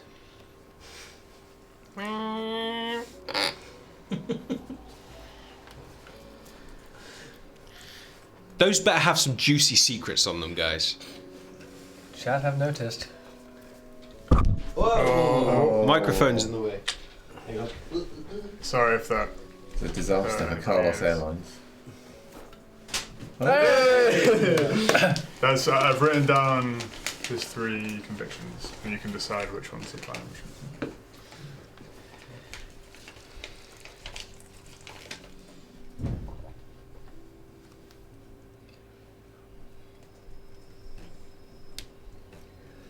I'll lower it by 1.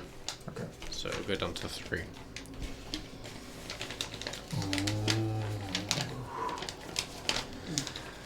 So, anything else you need to discuss? I don't think so. I think I'll be waiting till the next night. Okay. So before too long, you start feeling lethargic and heavy. Yeah. And she can immediately tell when it's happening because she constantly almost seems to lean, not towards you, but almost as though she's following your movements, as though you're about to, she's going to try and catch you before you just tumble off the bed. But she never comes too close to you. She's always, you've noticed as you're close to her, she is always, aside from when she's in the car with you, at least an arm's distance away from you. Sure. Or rather, now that you think about it, more than your arm could reach. Yeah. Well, I won't cross that boundary. Yeah. So, when you start feeling lethargic and stuff, she hops off the bed, and then goes and opens the bathroom door, and then just holds it open. Okay. I'll go into the bathroom. Oh, actually, I'll stop and say, "Do you need?" And I'll look at I'll gesture towards the bathroom. No. Then I'll see you tomorrow. And I'll go in. Okay. Then you hear light off, light on.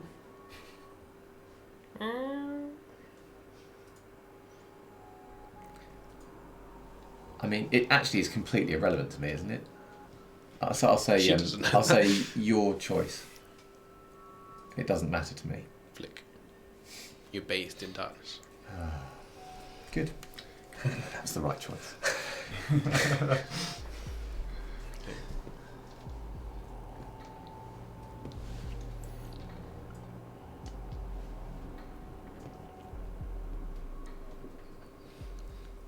Simon.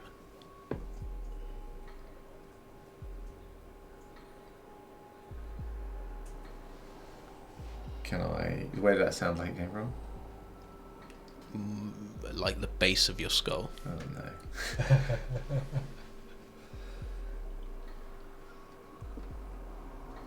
Do I recognise the voice? No. Okay.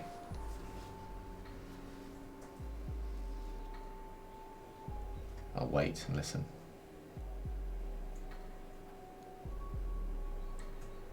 Simon. Who is this?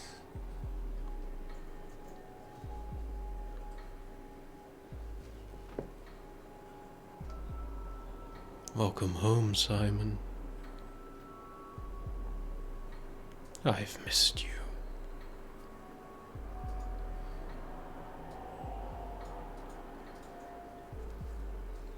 And the headache fades.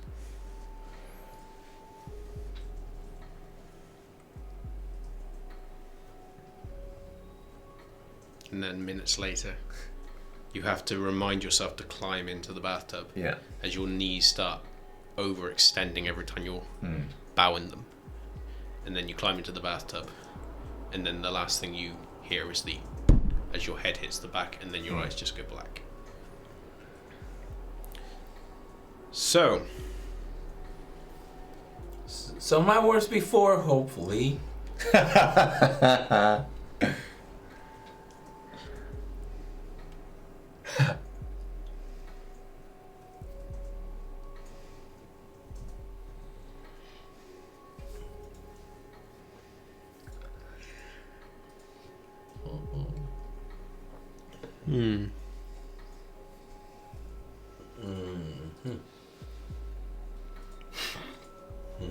trying to listen.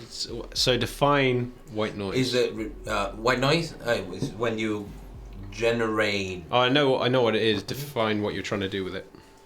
Oh, nothing until I just go. Zzz. Okay. So I'm just gonna forward the messages to my burner, my burner, Okay.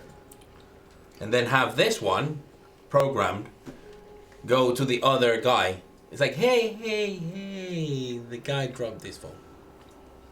Okay. Intelligence Well, actually- plus technology. I'm gonna talk, like I'm gonna knock.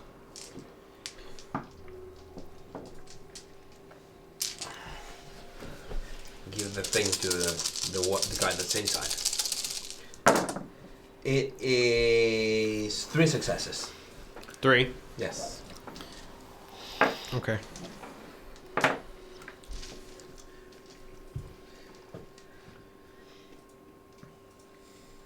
So you use your phone, and then you're doing what? Going up to the door? Yeah, once his phone is programmed for all of that, and I have the number because I forwarded those messages, I just knock the door on the security thing. Wait, before I do that, any cameras looking straight at the door of the security? Not straight at the door, no. Okay, cool.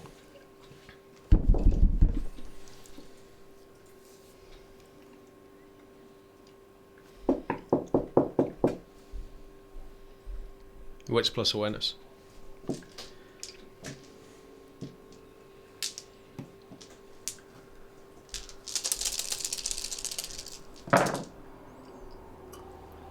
Three successes. There's someone still in there. The room's not empty. Excuse me.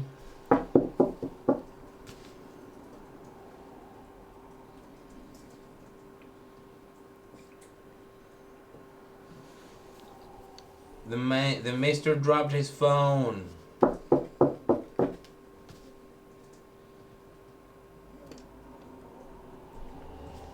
I try the door, the handle.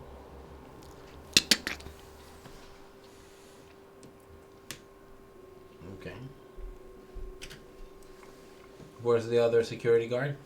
Still chatting to everyone. Got his back to you.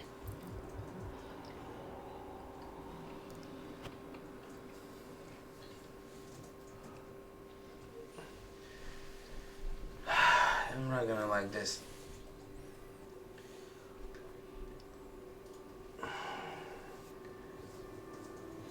I don't even have Gideon's phone number, and I'm not going out.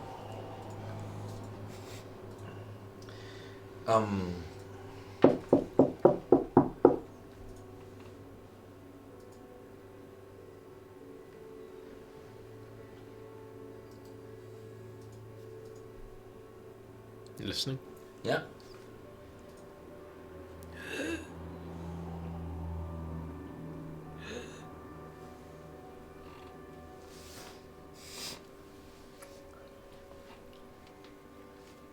I go to the other officer, but not taking my hands off the door. Mm-hmm. Like, excuse me, officer, security, Mr. Guard. Yeah. 2 things. Can I talk to you in private? I'm the one who saw the shoplifting, Okay. and I still look at the thing. Like, I saw the guy drop this phone, but I think he had a knife. I don't know if you're like, I was trying to knock the door for your fellow officer, but no one is answering. This is Starts walking straight back towards the door. I'm just walking behind him, just casually, you know. grabs the door handle and tries moving it, and then when it doesn't move, he grabs keys off of his belt, unlocks it, and pushes the door open. And there's a thud. And then as he starts pushing against the door, it starts sliding slowly. And he looks around the corner, and then he's immediate. Fuck! Yep.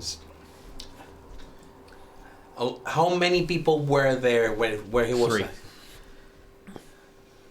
When he's opening the door with the keys, I look around to see if anyone is seeing us. I'll say wits plus stealth to see if you can get the opportune moment to do whatever you're about to do. Oh, I rouse. Okay. Yeah. Oh boy, do I rouse. Oh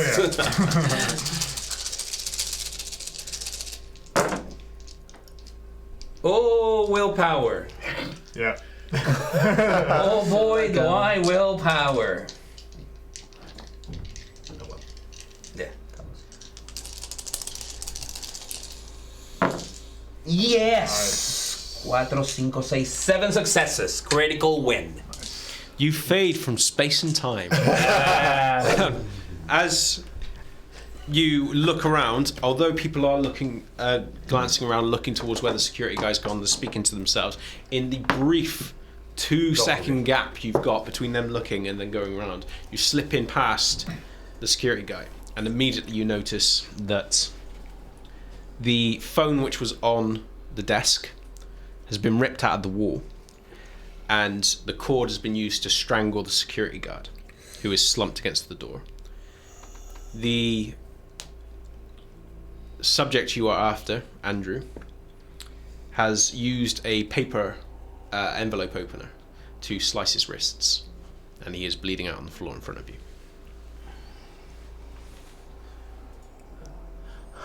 I drop that, fake panic, and go, call an ambulance, call an ambulance, and start like pushing the guy, like call the other security guard. Call an ambulance. And he runs out of the door. And I go in and I steal everything from the video surveillance system.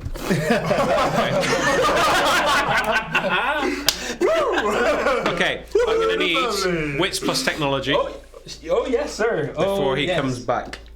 So it's wits plus technology. Yep. And I don't believe network. Yeah, network. The security, the CCTV. Yeah, sure. Cool. And I rouse. Do you roll for the last rouse, by the way? Yes, I did, and I went hungry. I'm at hunger two. Shit. That's why I have 2 red dice now. And I had. Oh my god, what are the odds? Oh, shit. Holy. 9 successes, critical success. Fuck. Critical win. I mean, what are the odds, man? Happy critical. Happy, Nine successes. Everything's going really well for me tonight, isn't it? He hasn't killed anyone. We are so good at murdering families. No, I am really good at. Actually, Avoiding this is cleanup. This is my specialty. Yeah. He cut his wrists. You spook people. I clean up the mess. I steal all the evidence I can from any surveillance system that has been around here. It's true, Gideon does spook people. That is. Certainly speak Benjamin. Without going hungry. On the second. Oh, just rub it in now. I don't have to. That's just rude. That was like the salt in the water. I can see the wheels. How do I do and with Steve the was like a the- critical oh my win, God. 9 successes? Like, can I will find a way to make you kick a puppy before the end. Can I balance out that Can I have like a quick drink from the guy that's bleeding out to death? I mean, it's just one hunger I want to slake, and I will lick the wound very neatly. And I mean, there's blood in the ground. You're pretty much touching a key and downloading everything at this point, so sure. Thank you. And you push him over the edge and takes it. No. I'm not like I mean, it's just like one blood. I don't I know. expect any resonance or anything. And Yeah. I'm back down to hunger 1. And I just walk out casually. Yeah, I leave the guy's phone. It was his. And I just walk out casually.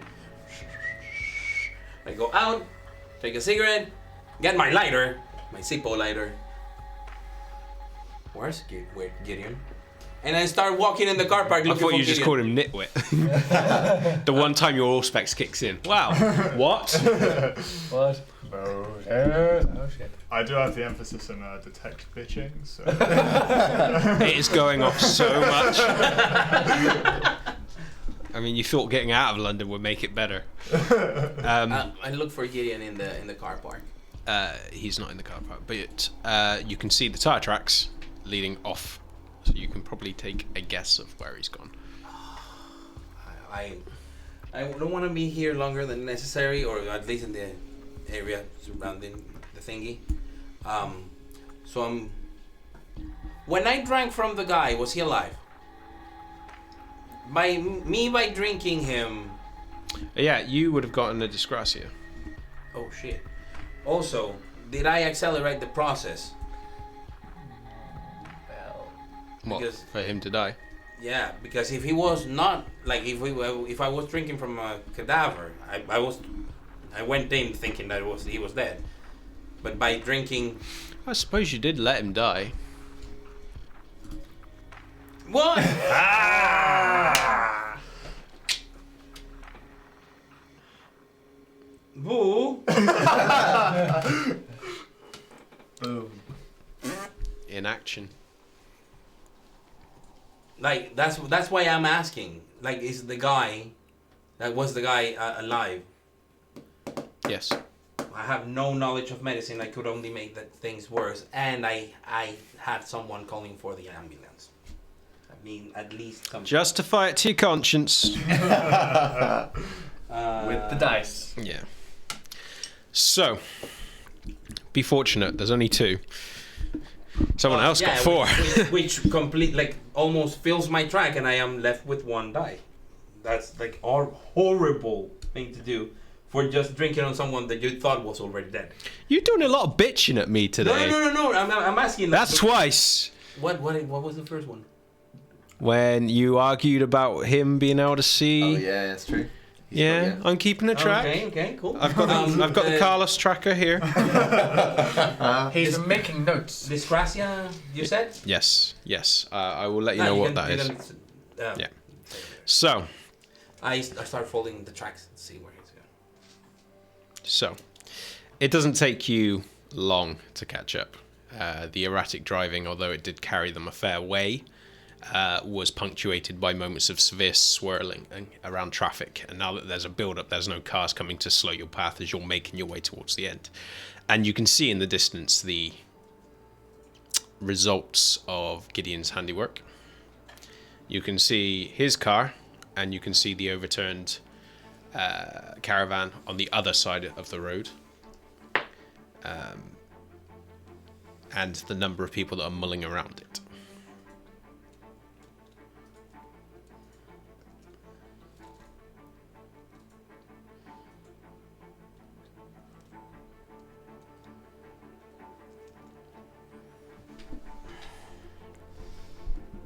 I start going towards the front of the line where I can assume he's part of the car crash. You can hear his voice. Oh, okay.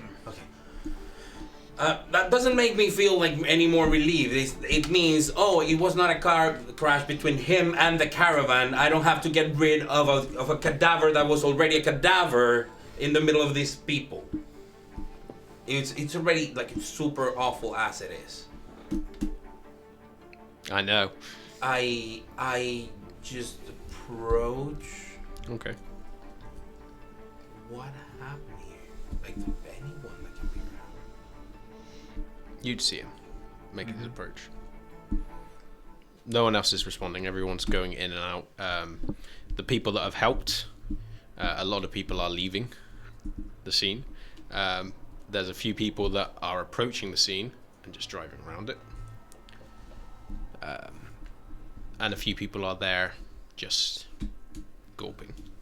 The few people that are active are the ones that were helping you get the bodies out, and you can see the line of them next to the vehicle. I just approach him.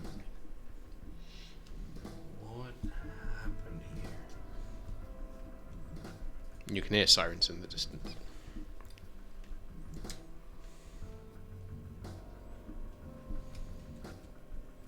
Karis.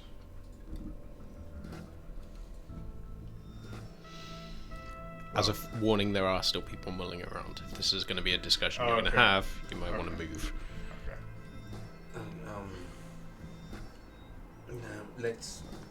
Is his car trapped? No, it's on the other side of the barriers. He stopped along because you've got the dual carriageway, so you've got one coming one way and one coming the other way. He was following her down this road, and then she swerved off, went over. Direction. So he stopped there and then went over to the other side of the road. So And of course, traffic is stopped in both directions for security. Well, reasons. yeah, they've stopped in the other way because his car is blocking He's one like route. the first car on the line, Yeah. so he But could the move. police haven't arrived yet. No, but you can hear the sirens rapidly approaching. Let's leave. What time is it? This point, Something. it's just gone 3. You haven't been there too long. It's probably between 3:15 and 3:30 in the morning. Go. Let's go. Let's go. I go and jump into his car, make sure that the guitar's okay. Like. Make sure that the guitar's okay. I mean, I'll stop him before he goes. Let's see. We have been seeing. Speaking quietly to him, speak loud, please. We have been seen near the events of this crash. We have been seen talking to the people in this crash. The police will be here in a minute. They will want to know what happened, and you should let them know the truth. What Or truth? not. You should put them at ease. Andrew killed himself and strangled a security guard, and I have all the records of the security footage.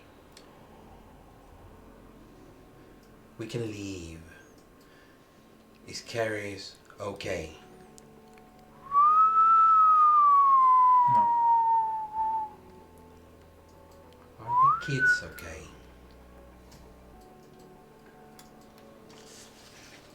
You can see all of them.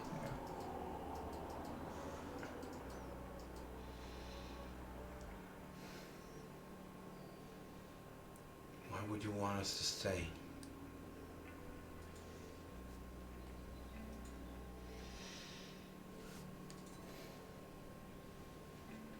I don't want the police to come asking for statements. You should give it now. What statement could I give the police? What everyone saw? That Andrew ran, was detained, and then killed himself after killing a guard? He was not outside here.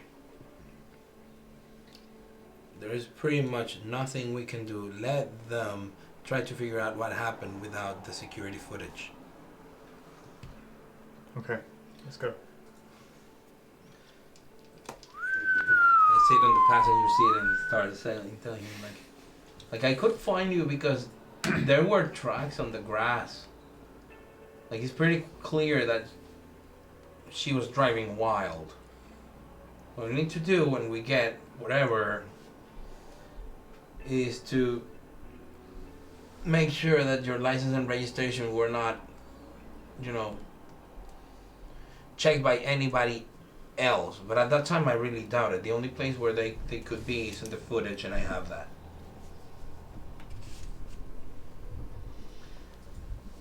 What happened? She lost control of the car? How did she end up on the other side? She was scared and driving erratically, and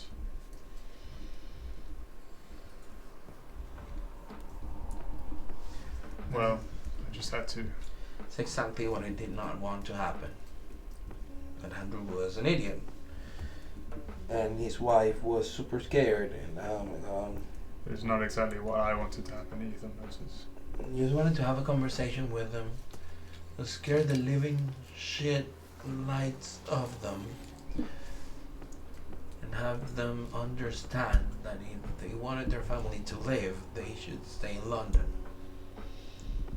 not leave London, and then we can figure out a way to shut them up.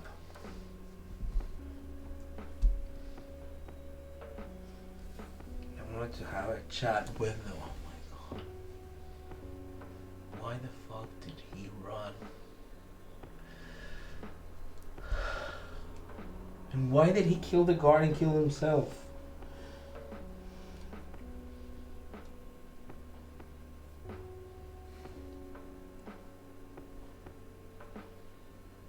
Wait. Stop. Yeah. You pull into the side. And I'm trying now to remember every single detail in Andrew's crime scene.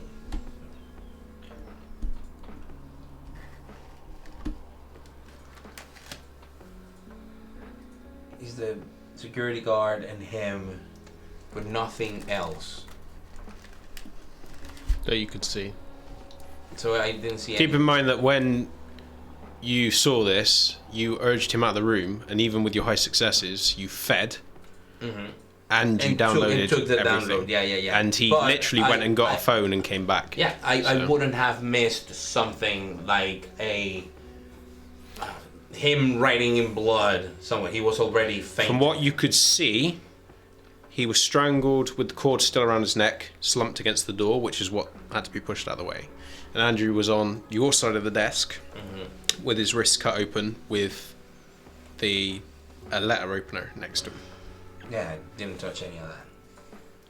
I'm just. You didn't look around the rest of the room. Sorry? You didn't look around the rest of the room. No, you just came in. That's why I'm got- trying like to Yeah. collect. You know, because So- this is the moment in which you say like, what did I miss anything? Yeah. So I'm a little bit. Well, from what you could see, you didn't miss anything, but you did not check the whole room. So, from what you could see, nothing was left.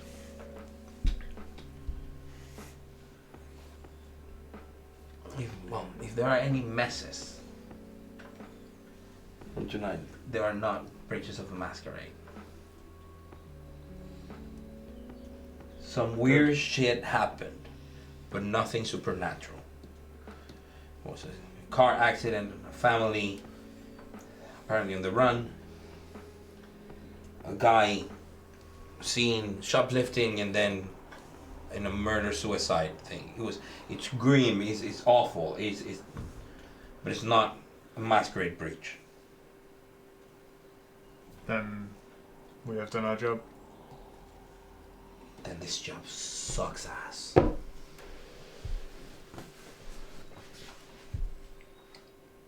You pull away and begin making your way back.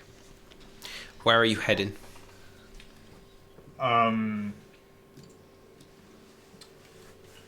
What time is it? At this point, it's between 3:30 and 4 in the morning, so you haven't got long. Okay. You could head back to either the church or you could head back to your own haven. But if you were intending on catching the constable, she's likely to be at the church. Yeah. Is there places to stay in the church? Yeah. Okay. Downstairs. Then I'll go to the church. Okay. So you make an easy route there. You know the quickest ways from pretty much most of the places in the city to get back to where the constable is. And although she has plenty of places where she can reside, whenever this kind of work is issued, you know that she'll stay in the church. And you pull up in the same place where you put your car previously and climb out. You can feel the lethargic heaviness coming over you, but you've got a little bit of time before the sun goes down. So you've got about an hour. Sun goes up. Sun goes up. Okay. Eternal night. Okay. That's what the train may have been working on, don't worry. Well, I would say to Moses, there are places to stay in the church. Come. Whatever. Okay. So you make your way into the church. Mm-hmm. And there is Father Jeremiah, who is lying on the front pew. He looks quite pale. He's moving, he's breathing, but he is very pale. And there is no sign of the constable, but you can tell that she is here. Because you also know that there are certain individuals that she will feed from, and she is possessive over. So if he does look like he's just been fed on, she's likely to be close. Okay. Is there a place that I would usually go to find her? Yeah, in the back room where he normally prepares. But if she is readying to sleep, Okay. you're probably more likely to go down to the converted cafe underneath. But it's been locked off pretty much since Jacqueline's come there. Okay.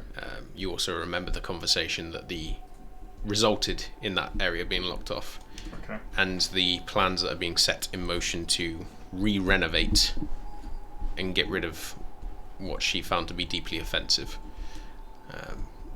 So that area is not open to people. Okay. So you said there was about an hour left before sunrise. Yeah. Do I know whether the constable would rather us find and give her the news now, or wait until I You'd be more likely if she intended on hearing back, she'd probably be up still, okay. or Around. accessible. Okay, Yeah.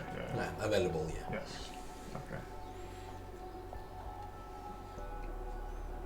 Stay here tonight.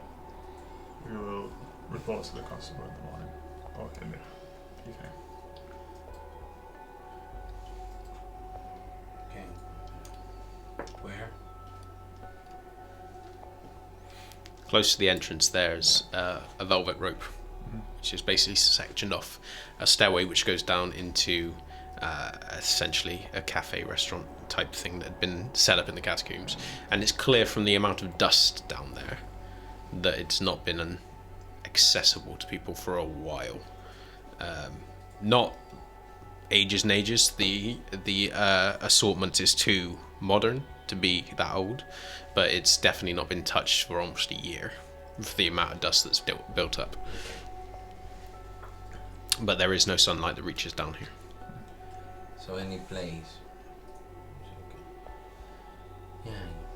Just find a corner in which I sit down and think and pray and think again. Gideon will probably stay in the church and pray for a bit, and then make his way down. Okay. So before too long, the heaviness in your limbs intensifies, your movements become sluggish, your reactions, your senses become dim, and then wherever you end up lying, you just stop functioning. So I need a rouse check from everybody. Are you doing the... What's your current levels of hunger, by the way? Currently, well, we'll find out. 2 at the moment. 2. 3! I wasn't God 2. damn it. I'm now hungry. So 2, 3. 3, 4. The one person that should not be hungry. Being a hound, Moses. Yeah. There's the one Next that's getting time- hungry. I'm not the rapid response team. I don't like that job description. Well, do you want to tell that to the constable? Yeah. You think Moses is not gonna tell her? You're damn right he's not gonna tell her. I think Moses will do whatever he's done So- told. Yeah. This is the social combat moment. You're priming, you're ready. Was that a no? Let me get my dice. What's that? 20 dice pool? No successes. Willpower. Anyway. Benjamin, Hello. not for the first time, you wake up in a bathtub. Yeah. It's more comfortable because of the amount of towels that have been put down, but it's still not comfortable. Especially since the rigor mortis unsettles in your limbs and everything is difficult to move anyway. The first thing that you become aware of is the fact that you are hungrier. And that becomes apparent because before you hear the meowing at the door, you hear the thoof, thoof, that is just on the cusp of your hearing. And in the absence of the headache, it's so much clearer. And it's as though your body is naturally switched on your heightened senses the moment you wake, almost as though the beast is instinctively driving you towards that. Whether or not you keep it up is entirely up to you.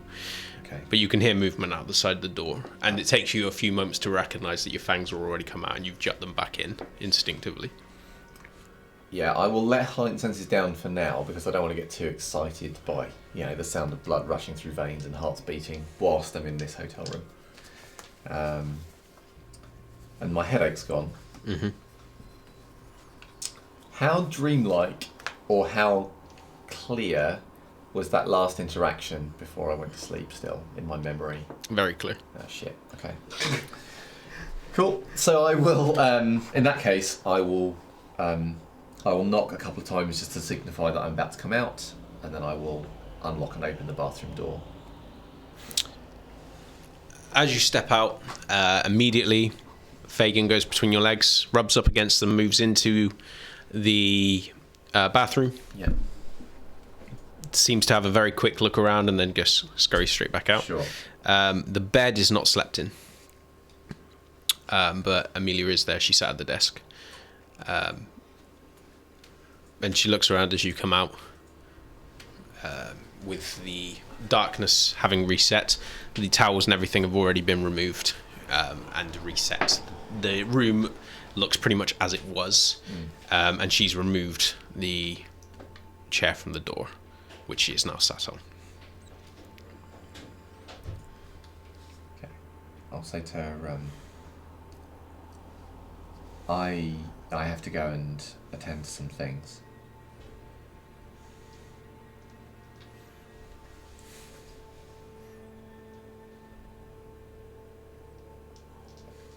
I think as soon as we can find a place that is safe, the better. Do you need anything? Cat food, but I can pick that up. Is there anything you need that you can't get, that you need help with?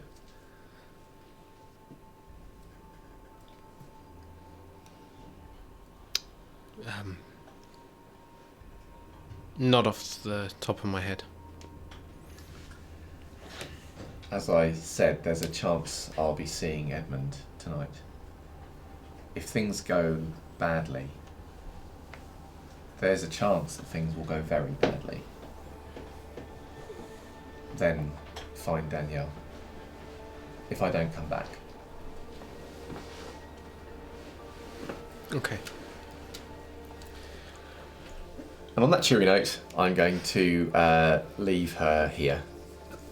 And I am going to go to the crossed... Actually, no, I am going to go to the crossed hands, but I need to feed.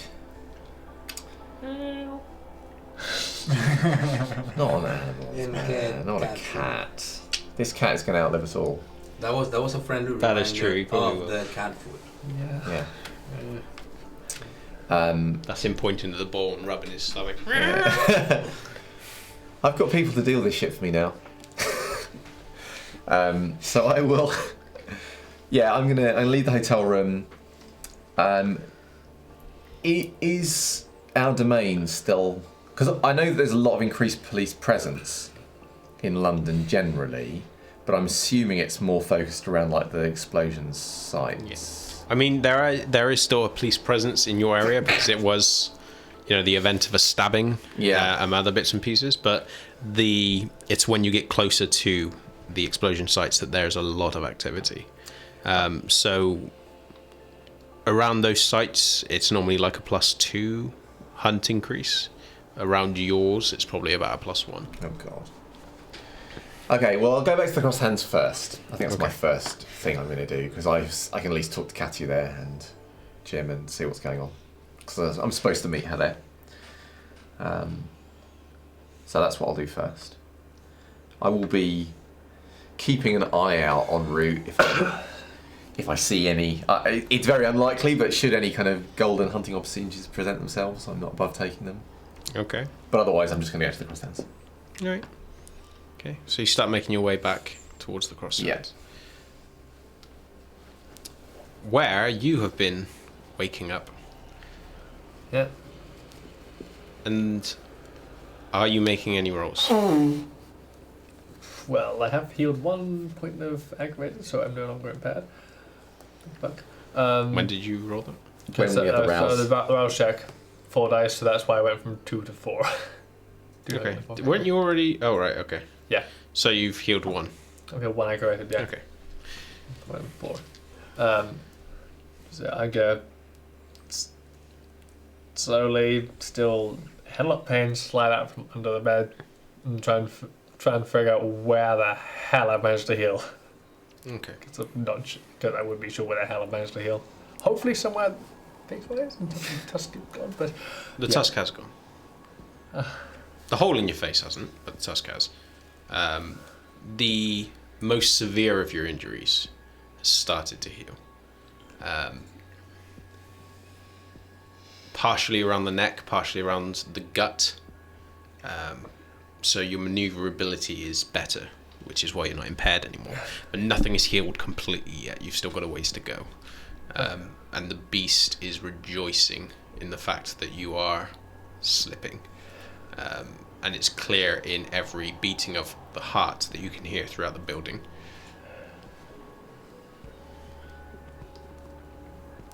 And what are you doing at the early hours as you are recovering? I'm going to, recognizing that I'm really feeling, send a text to both Katia and Benjamin asking where they are. If they would be in mind to lend a hand. There is a response. Bzzzt. With Usual issue.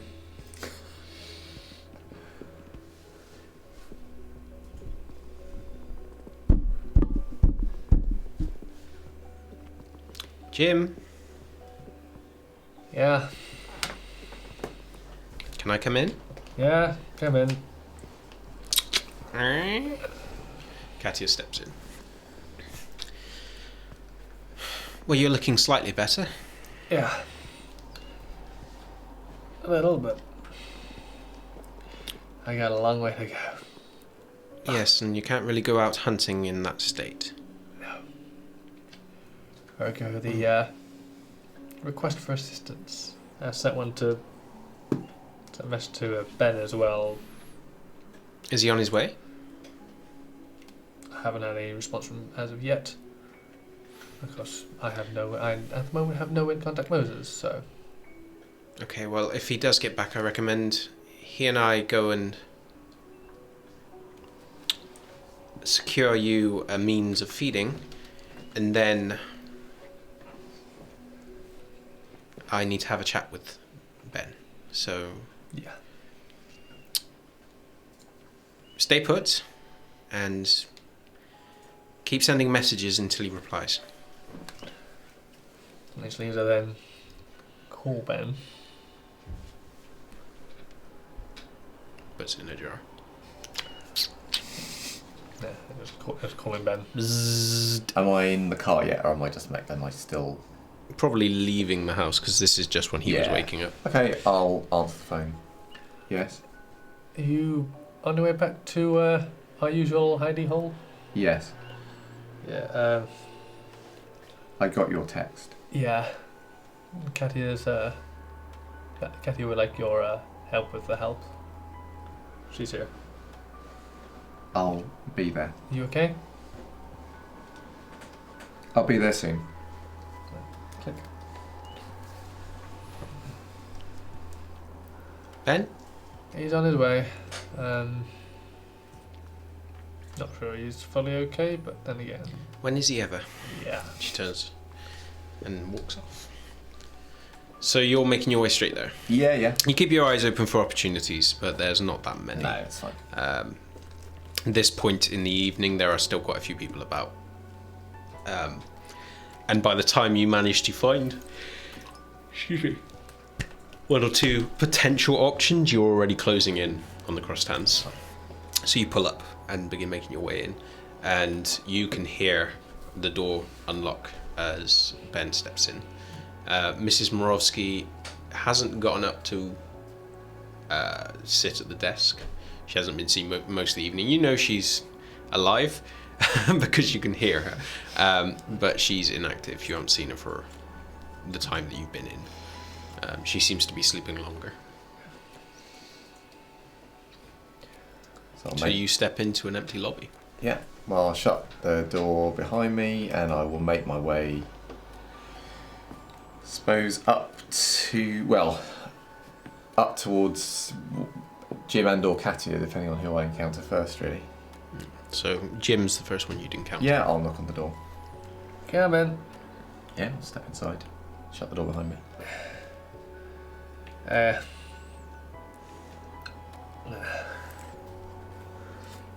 It's gone. Yeah. Warm face still. That'll heal. Is that like our teeth for you? What? The tusk? Well, Can you make it grow like the teeth? a difference between different clans. You are aware that your clan is known as the Mad? Yes? I've heard some people say that, Yeah. but not in polite company. Well, as mine is known as the Feral ones. For reason. A fucking nightmare. Does he look hungry to me, by the way? I know I've specialised in this particular skill. Yes, yeah. You should have like a special thing of awareness or whatever. Yeah, like hungry gems. Is it what, 3 points? I don't know. You look hungry. Which is why I've requested aid from you and Katia. What do you expect us to do? Well, Katia, get upstairs, but talk to Katia ourselves, and I get up and start slowly moving. There are lots of police. I'm aware. But, can I see how hungry he is? But we all, He's almost never really hungry. yeah. But, we all need to feed at some point, and Yes. again, with that shit going down, I need to at least try to protect you, her, that one. Are we stepping out of your room at this point, or are we still in your room? Just kind of moving towards the door. Okay. You can hear the footsteps of Katia approaching. Oh, okay. And she's already got her coat on that she's pulling over her shoulders. Ben, Yeah, it's effective. I'm glad you're prompt. We need to head out and get Jim some food. I don't really want him going out like that, especially with the police. Do you have a plan?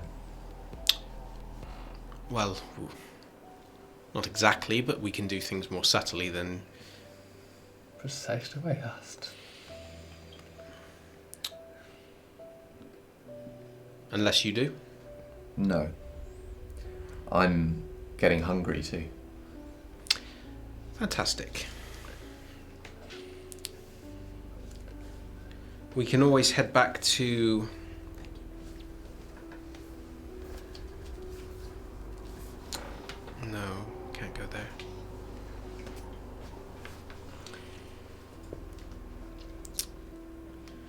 Suppose, for lack of any better plans, we can wander around and see if we can see anyone that's amenable to the idea of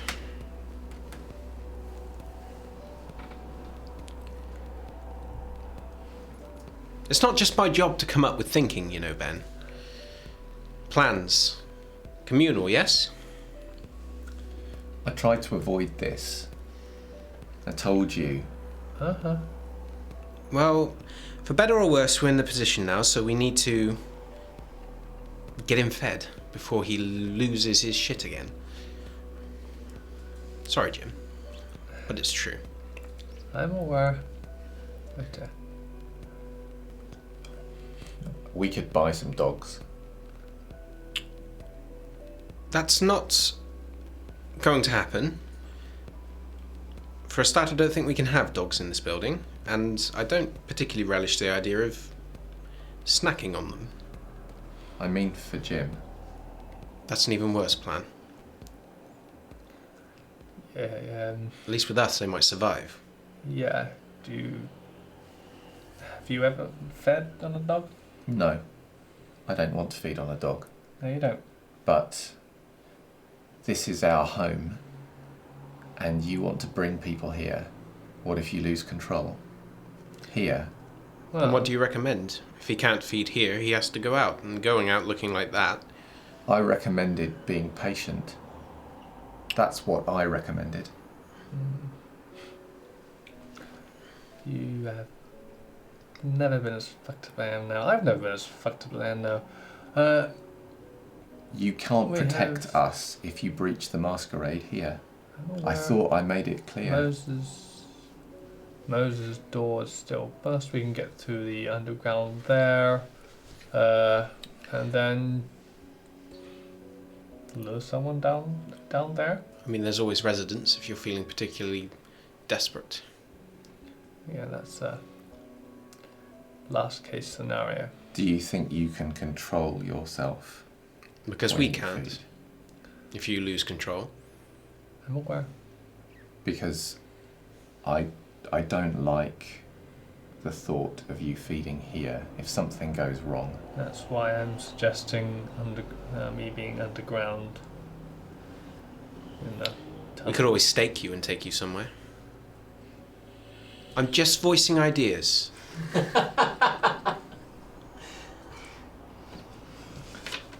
Sorry, does Benjamin know about that? I know he knows that Moses was staked at one point, but does he understand how staking works? I'm assuming he doesn't. No. Okay. I'll say, what would happen if we did that? Would he die?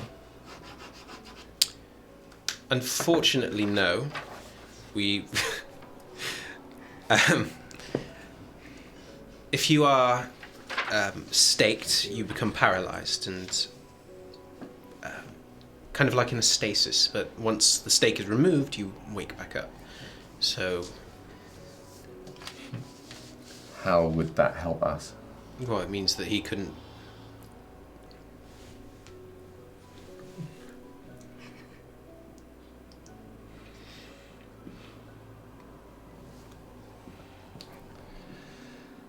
Well, we have two options. He either doesn't feed and gets worse and can't heal, or we come up with a solution.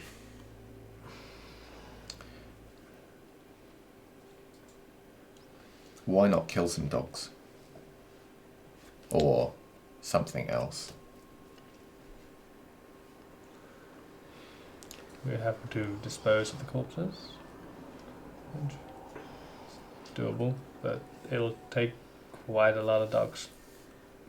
How many dogs? If this is the plan, you can count me out.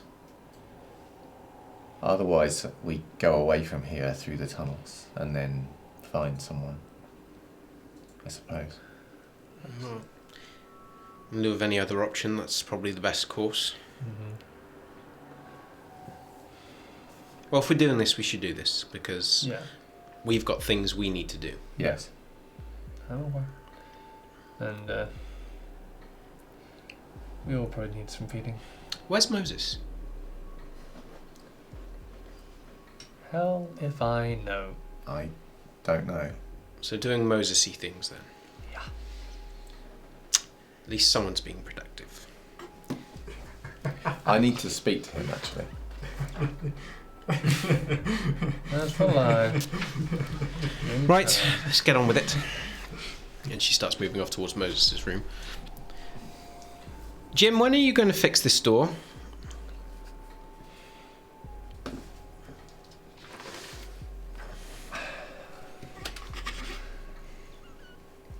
Alright, just move in.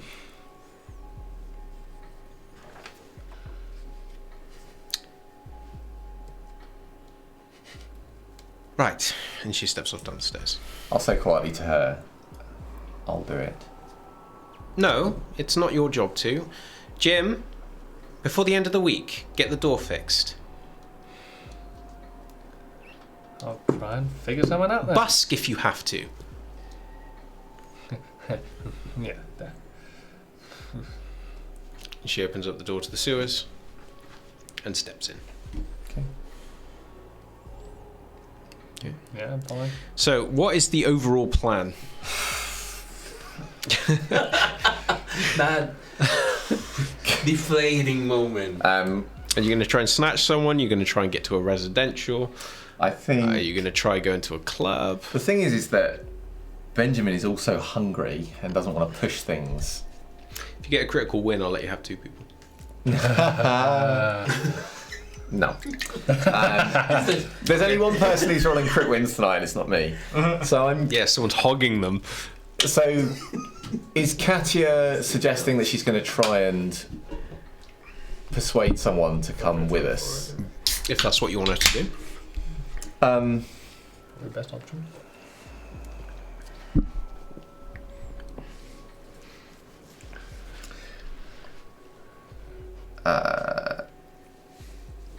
Yeah. Okay. I'll say to her, I might be able to get someone here, but not while I'm hungry. So perhaps. Didn't you find rats down the tunnel? Yeah. Well, there you go then. Catch enough of them and you're not hungry anymore. Ooh, that's a lot of rats. I'm not eating. Or is it only dogs that you'll eat? I'm not eating dogs. I'm not eating rats. As always, cats. But Didn't you just get a cat? you had a cat? No. Did No, you? well, I it's not don't gonna- think well, it's she. not gonna Then no, she doesn't say that. No. She just gives you a kind of sour look and just walks on. Yeah. Oh yeah, you went straight to. Yeah. Yeah. You gave it immediately to Yeah. Amelia. Yeah, I thought you had brought it to. No, God To the no! cross, yeah. I want this cat to live. I'm not bringing it anywhere near you guys. Come on, you know Moses' room is pet friendly. How about No. someone kill Moses' pet? No, hey. Someone killed Foggy out there, but the room, I mean, Foggy, Rick and Morty, pet friendly. Pets can be there and enjoy. And Keep get them caught in away from traps Sabat. by Mrs. Morovsky. Yeah. Yeah, I remember that. She said that. That's why I haven't seen them. So, Little squeakers. oh shit! Do we need to put that on the board? Yeah. Okay, I'm surprised you haven't already. Rick and Morty. You killed could by just Mrs. have a Morovsky. Moses pet corner. Be great. We can have Mrs. Yeah. Midovsky in the Board of the Dead. in as Rick the and Morty. killer. I think it's going to fill up very fast around Yeah. her. Anyway, that's time for it. That's for Okay. another day. She's women's sire. Sorry. So How do you know? I think Benjamin is going to let Katya lead this, and will support unless the plan seems really dire. All right, come on. But you keep doing this and you're going to owe me. I'm aware. You keep saying that, Jim. Oh, Ross check for her. Okay. 3 hungry vampires going Which to is the like- tunnels. Right, so are you both assisting her? Oh yeah, I'll I would assist. Possible. Yeah, if possible, I'll assist her. Okay. How is she gonna lure somebody into a sewer?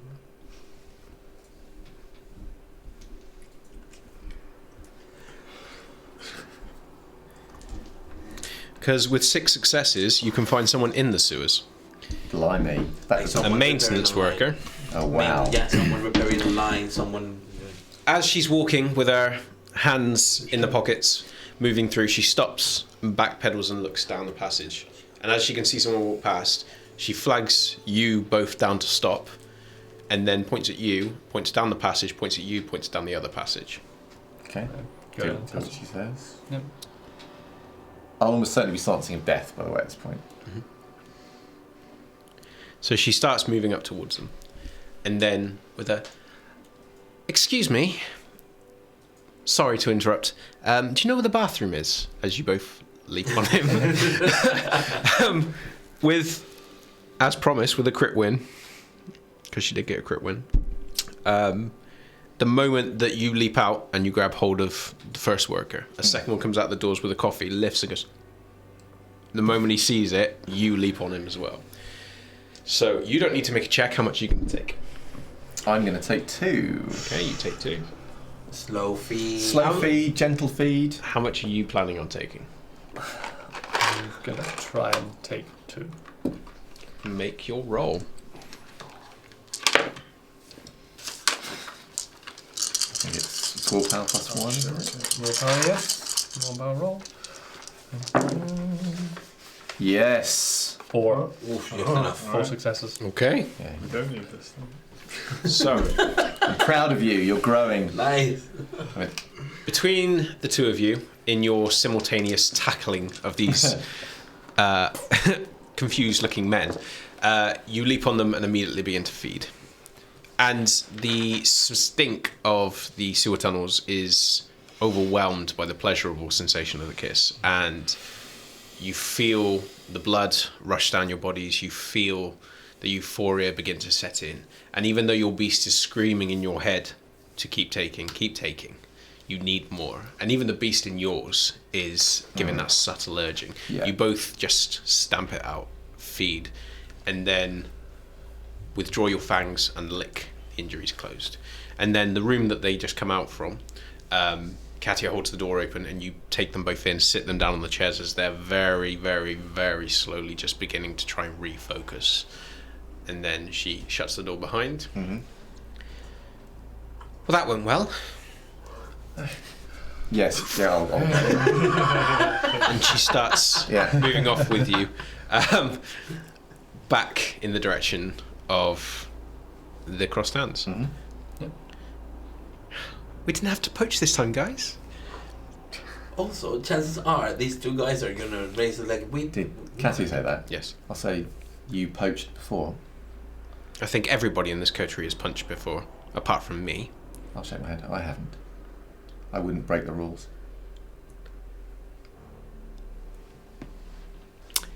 Good for you, Ben. Yes.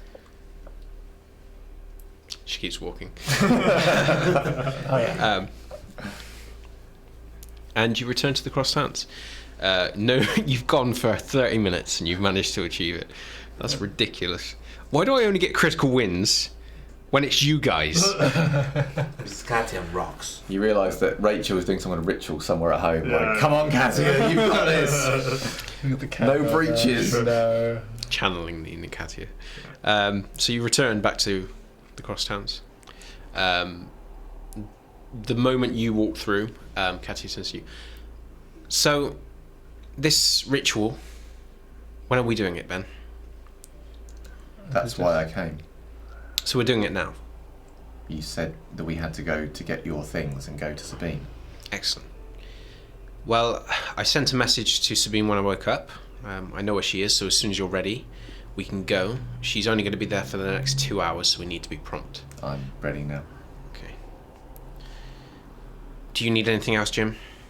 I'll be fine. No, thank you. Okay. Do you have any tools? It's where else has some. I'll. Fix the door. And she marches up the stairs. Go with Katia. So she moves back over towards your car. So here is the address, and she passes it over to you. And it's for a place called the Gilded Mark. It's outside of your territory.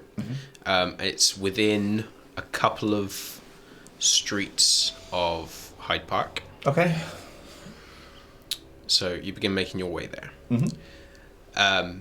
It doesn't take you too long to get there. At this time, there's quite a few people that are... it being Monday, most people are not... They likely would have gone out on the weekend if they're going to go anywhere. And at this time, most people are settling in for another long week of work. So, aside from the few people that have different types of shift patterns, there's not a lot of traffic. And before long, you pull up to what looks to be quite a discreet bar. Tastefully done, and as you step up the stairs and go inside, it looks as though it is steampunk themed. There is a guy on a table that, as you go up the stairs, it leads out. There's bathrooms close by, and with his top hat, he stops and looks up at you, sees you coming in, and then looks over at Katia, sees her, and then ticks something off, and then just points over his shoulder, and Katia just nods and walks through. Cool, go with it. Okay. And this long rectangular room, this is not a big place, and based upon the number of people that are in here that are all dressed up in a similar fashion, it looks if it's kind of one of those places where you can immediately tell it's going to be pricey, and that's what keeps it open, but it's more selective about the people that comes in. You can tell that alone by the person on the door and the fact that you had to tick something off from the list. But despite that, it's doing quite well. There's themed decoration, the menu is themed, the cocktails which are written up on the board are all themed off of old type of books like Journey to the Center of the Earth and similar types. Mm-hmm. And as you're wandering through and having a look, there is movement off the corner, and as you look around, Katia moves up and greets Sabine, who is sat in a long dress that she has just sat over in the corner with her arm over the back of the seat, just observing people. There is a few people that are sat speaking to her, and then the moment she sees Katia, she just gestures to them subtly, and they get up and they move off. And they look like they work in the place, but the moment that they shift off, she smiles and then just gestures for you to join her. Mm-hmm. And Katia immediately takes a seat. So are we in a public space here, or do I feel like it's is it safe to talk here, or do I think we have to keep conversation? There are one or two people here, whether or not it's public. Okay. You don't know. Hello, Benjamin. Hello. So I understand that you require my help, darling, with a problem. Is that correct?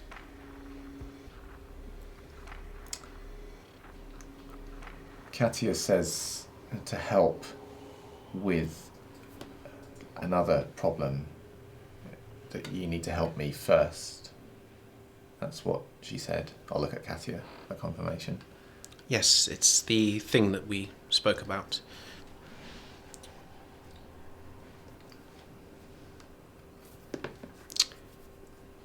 Well, in the interest of cutting to the chase, I'm feeling the need to go to the bathroom. 2 minutes and you follow. Yes. They won't say anything to you, and she gets up and moves back towards it. She has a purse that she clips shut and moves off towards the bathroom. As she steps around, she leans in and whispers something to the guy behind the desk, and he immediately gets up and walks away from the entrance and goes behind the bar and starts making a cocktail. And she opens up the door. It's a unisex bathroom, but she opens up the door and just steps in and shuts the door. Okay. I'll wait for 2 minutes. Katia is obsessing over the menu and all the references, and as soon as someone walks past, she flags them down and just starts discussing the menu with them, and they quite enthusiastically sit down and just start talking it over. And the moment that she's lost to that, you count the minutes down on the clock on the wall, which is again done like a old style machinery. Mm-hmm. And then the moment it hits 2 minutes, I'm guessing you get up and go. Yeah. Okay.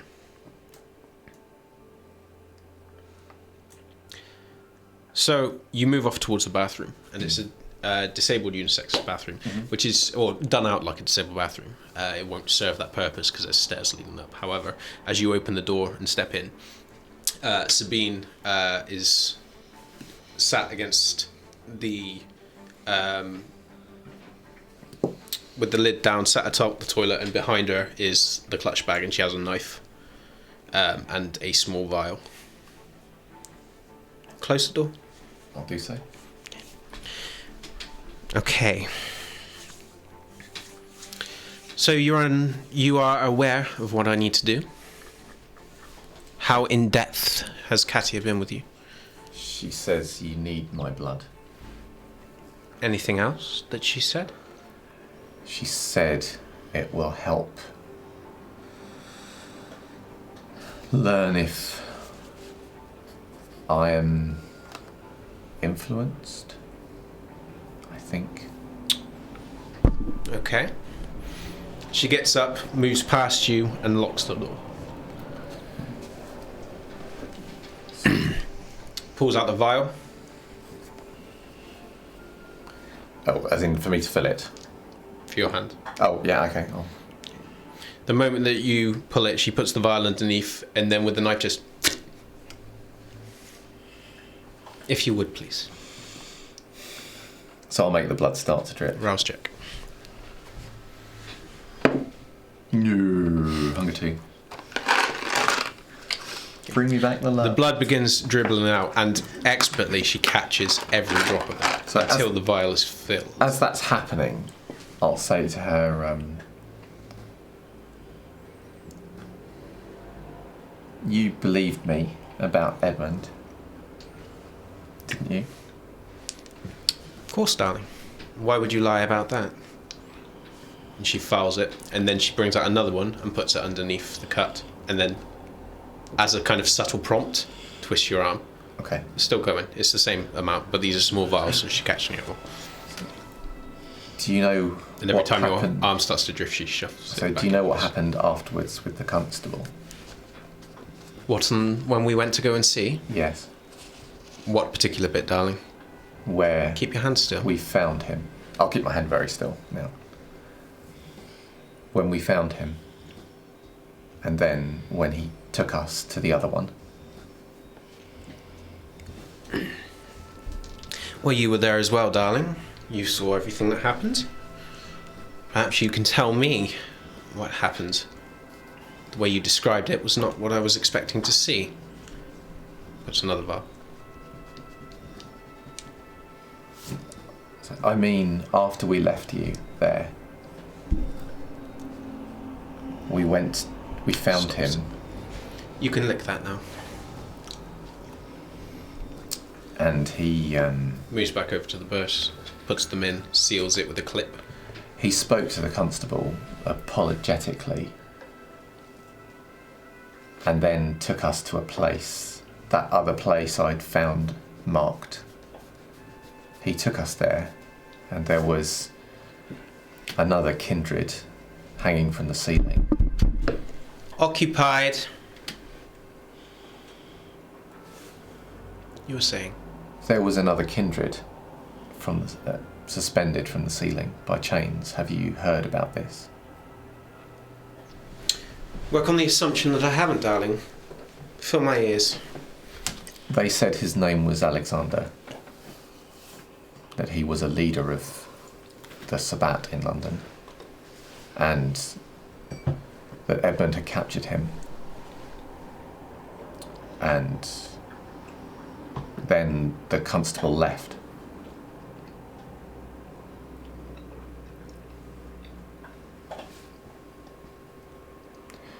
But then, when she had gone, he said something to me. He said that I was not ready for what was coming, and that by the time I realised what was happening, it would be too late.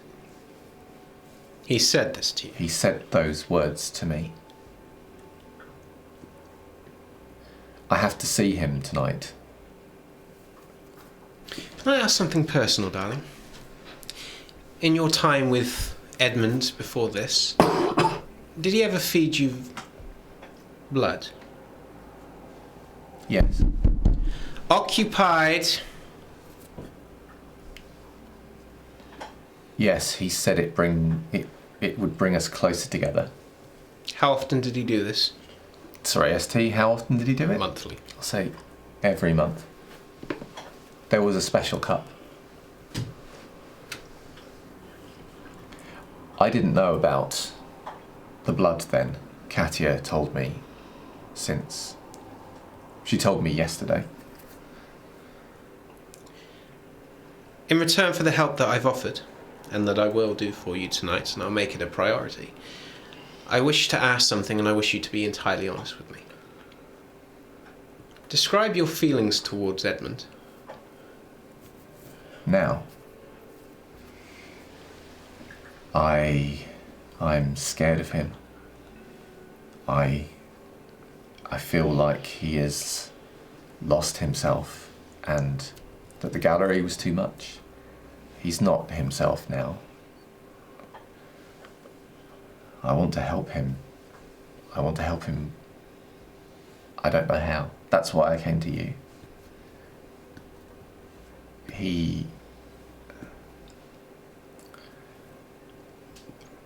Sometimes I see things or I know things.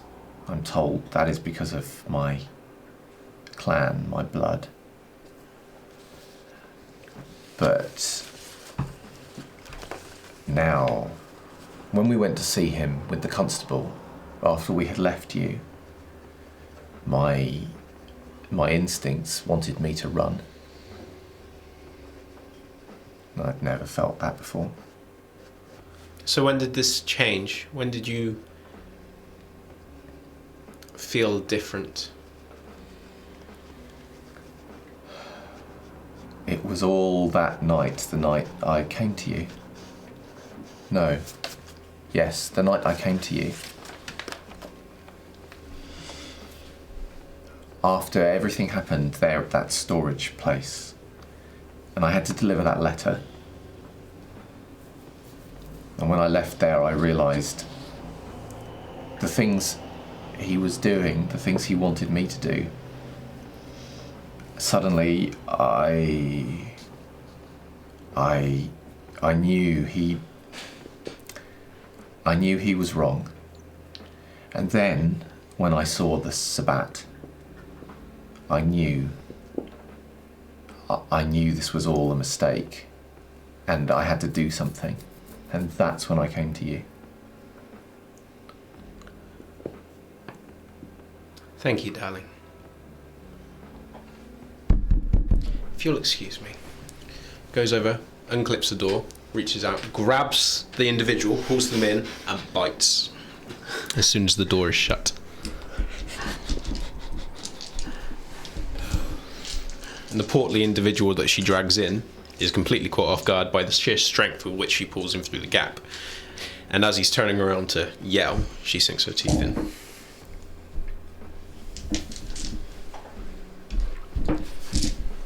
And you are witness to her feeding. Surprisingly vicious. But as he starts to go limp, she pulls her mouth away, licks the wound closed, and then just shoves him onto the floor. Is he just looking like he's in a stupor, or is he like she's killed him? No, he's definitely not killed him. Okay, right. Okay. You get the feeling that she probably bit him more to shut him up than anything else. And if she had a bit of blood in the process. She goes over to the mirror. Or rather, goes up to the individual, opens up his mouth reluctantly, wipes her finger across it, and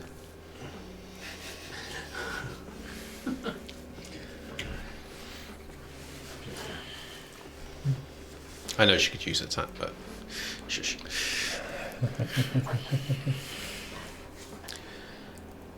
I thank you for this. You've given me a lot to think about. I think we're going to get on very well. I hope so. I know he isn't your friend, but do you think you can help him? Definitely, darling. I'll do my best. Then, if there's anything I can do, I'll let you know. Speak to Katia. You can get my number. Please, darling, I am quite a busy individual. Only call us if you do need me.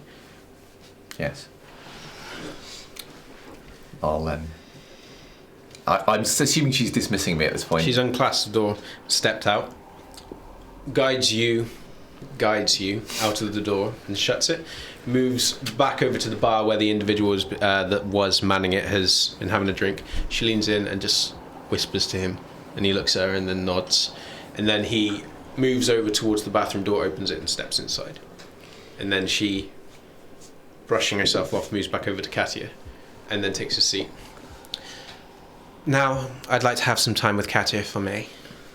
Yes. It's been a pleasure. Thank you. So incline my head, get out of Tremeerville. I will probably phone Moses next. Okay. I appreciate things may happen before then, but... A couple of hours in the past.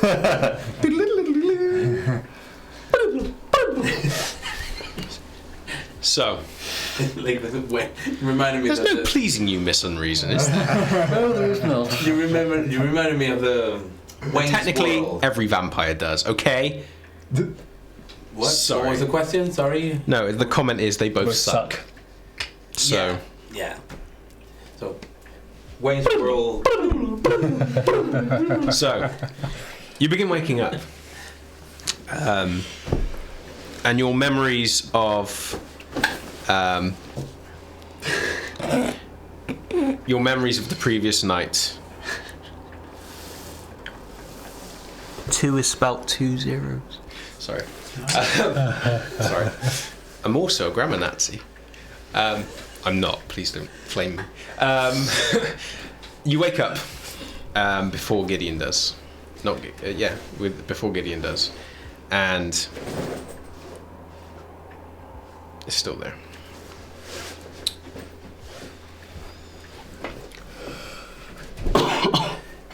Lights off. I assume everything's like shut off. There's a light on. Sorry. There's a light on Where? downstairs where you are, and there's someone sat on the steps. Ooh. Ooh. I walk into a corner in the shadows. It's the father. Ooh. All right, I'm sorry. Okay. I tried to go to a corner in the shadows and obfuscate. Is the father looking at me? Yes.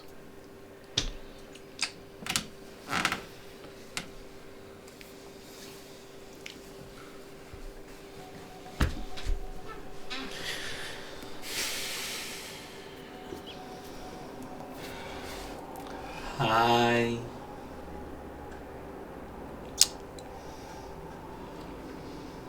Good evening, Gideon.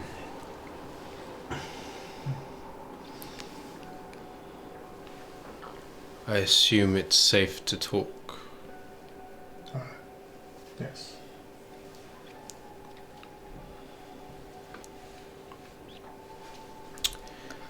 She's getting ready.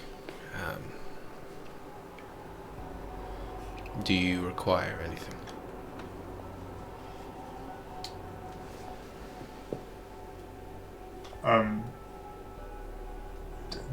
What does he mean by this? Is this a... I don't know. Okay. Can we have a word with the constable? And can I get a priest for confession? Preferably someone that doesn't see my face. Is this what you're saying to him? I'm the only practitioner here.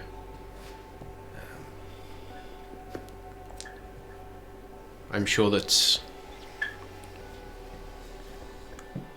she could take your confession if you require someone else. And the one who's ordained will do. Or anointed. She's significantly better, I assure you. Okay. Well, I think we have news for her. She requests that you return the sword.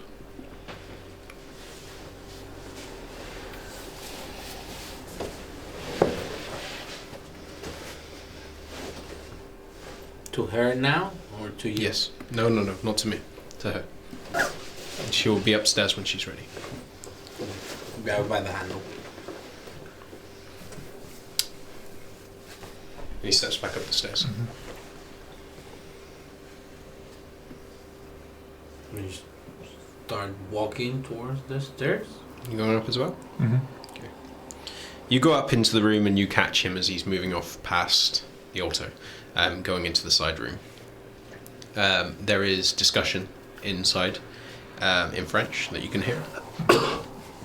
But you catch the tail end of it, and then after a few minutes, she steps out wearing a white blouse and jeans. And as she is pulling on gloves, she looks over at you both.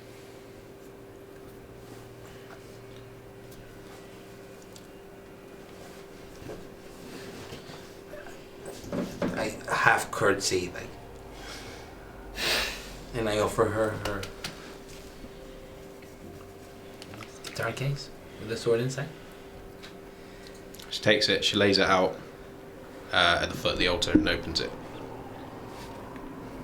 Well, it's surrounded with some towels and, you know, keep it clean and tidy, and also not bumping again and all that stuff, but that's pretty much it. Nothing has changed. And then she says in French without looking around at you, Gideon, the door. Yeah. So you go and shut them, and then you put across the bolt that seals it in place. And then, only then, does she take out the sword. And you recognise the sword easily. And she takes it and just looks at it. Turns it to the sheath that it comes in, and then rewraps the belt that it's attached to. Quite a faded old leather belt that she just wraps it around, and then just sets it at the foot of the altar. And in French, she speaks to you again. How did it go?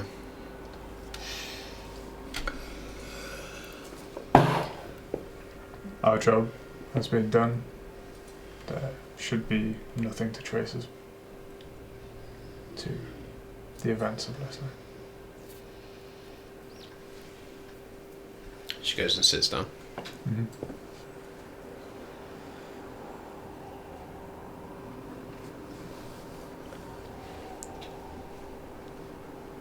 Tell me everything. She's still speaking in French. 99% of what she says is in French. Okay. It's safer to assume that anything she says is in French unless I say it's in English.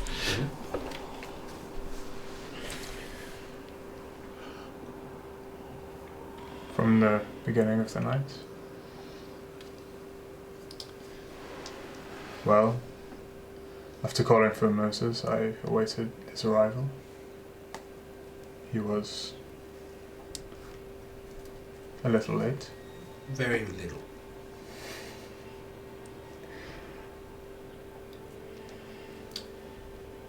We headed out in the direction that we had heard the two individuals were heading, and found them at a service station along the A2. They were very scared and startled. They would not talk to us, and it seems that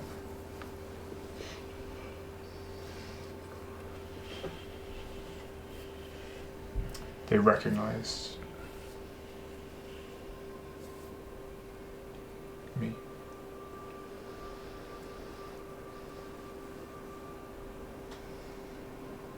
They split up. Their family had already arrived with them, and Keris drove away whilst Andrew ran. Moses followed in pursuit of Andrew, and I in pursuit of... Can you follow what I'm saying?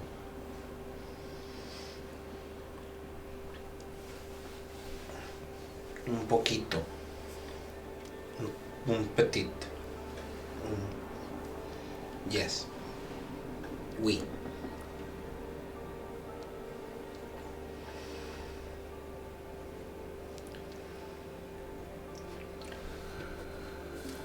Did you understand what he just told me? If he said it all in French, I'm guessing about 30%, 40% must have made sense. Tell me everything that happened. She says it slowly, but still in French. In your words. And then she looks to you. Confirm. So from the start, Oui. okay, so I got here, and Gideon told me that there were two people, one Andrew and one Caris, that had been involved in the incident. No, they had witnessed the incident of the Savannah attack at the shopping gallery. So we were going there. He showed me your letter. So I was in the way trying to have a conversation with him to understand if that meant killing them or if that just meant what the letter said. Remove them, deal with them. It don't matter. We arrived to the service. They had already gone together with their family. There was a baby, and Andrew was going to the service, so we tried to talk to them. Well, we tried to get them separated from their family so we could talk to them, but we split so he could keep an eye on Caris, like keep an eye on Andrew.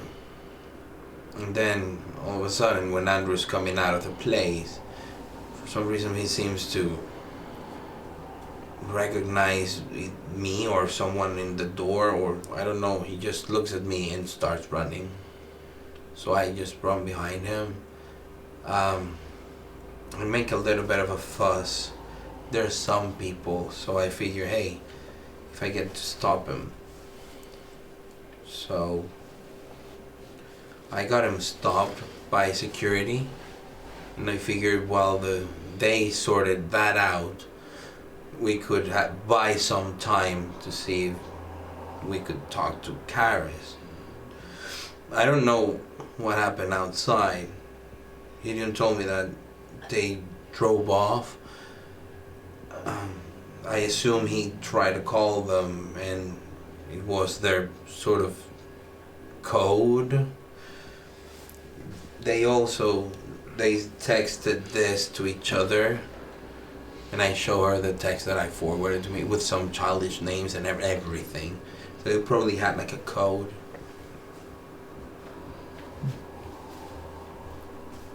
What's Keep yours? it. Okay. And not this burner, keep it.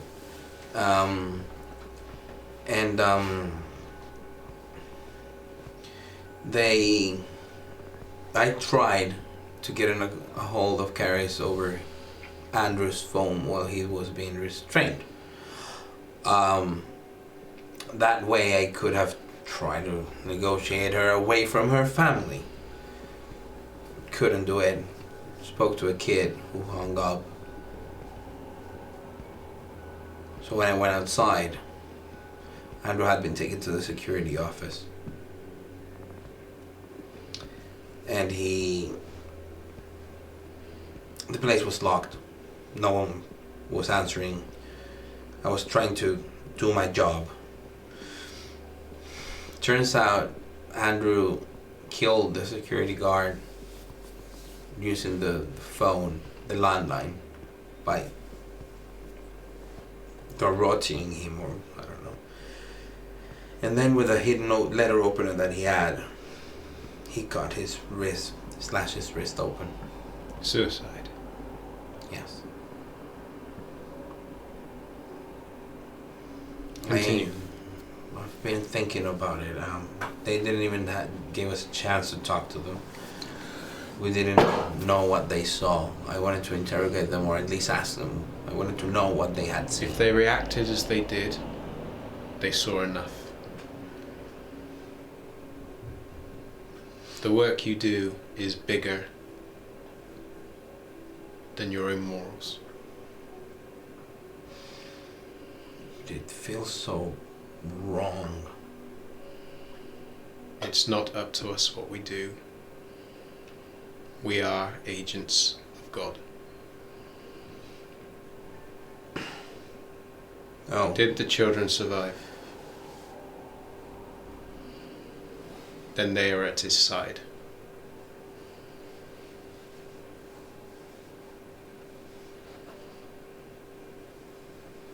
Confirm.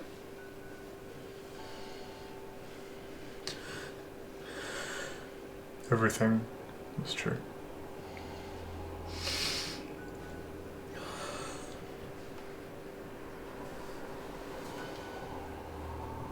She moves to her feet, places her hand on your forehead.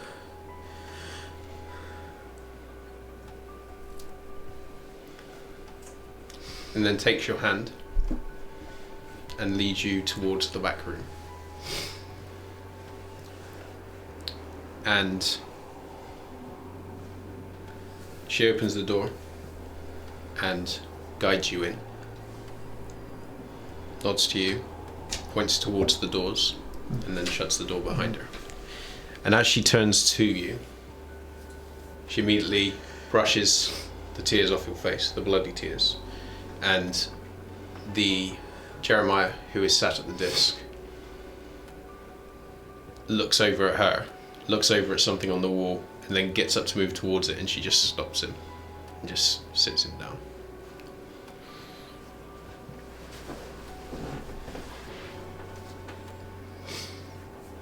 God tests us. Your faith must be strong. Is your faith strong? My faith is strong.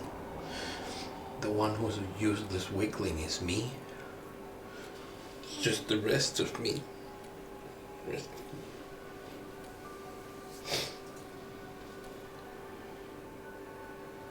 I believe that God has a plan for you. And then she changes to English. And it's very clear from the very slow way that she speaks that she is not used to using English. I intend for you to join Gideon as a hound.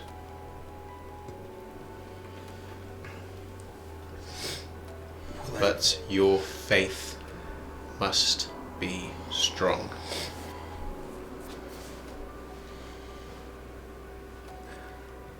Will I be able to protect the children regardless? If possible. Okay. I will. And then she guides you over towards the desk and takes a knee. And then begins to pray. Oh. And the father joins her. And just as you are taking a knee, you glance up around towards the cross, and you can see that the father has embedded on the wall a very, very old painting depicting someone that looks very much like the constable in full armor with a sword. And you've seen this piece before. It's depicting Joan of Arc. I told you. And that's where we're going to end the session.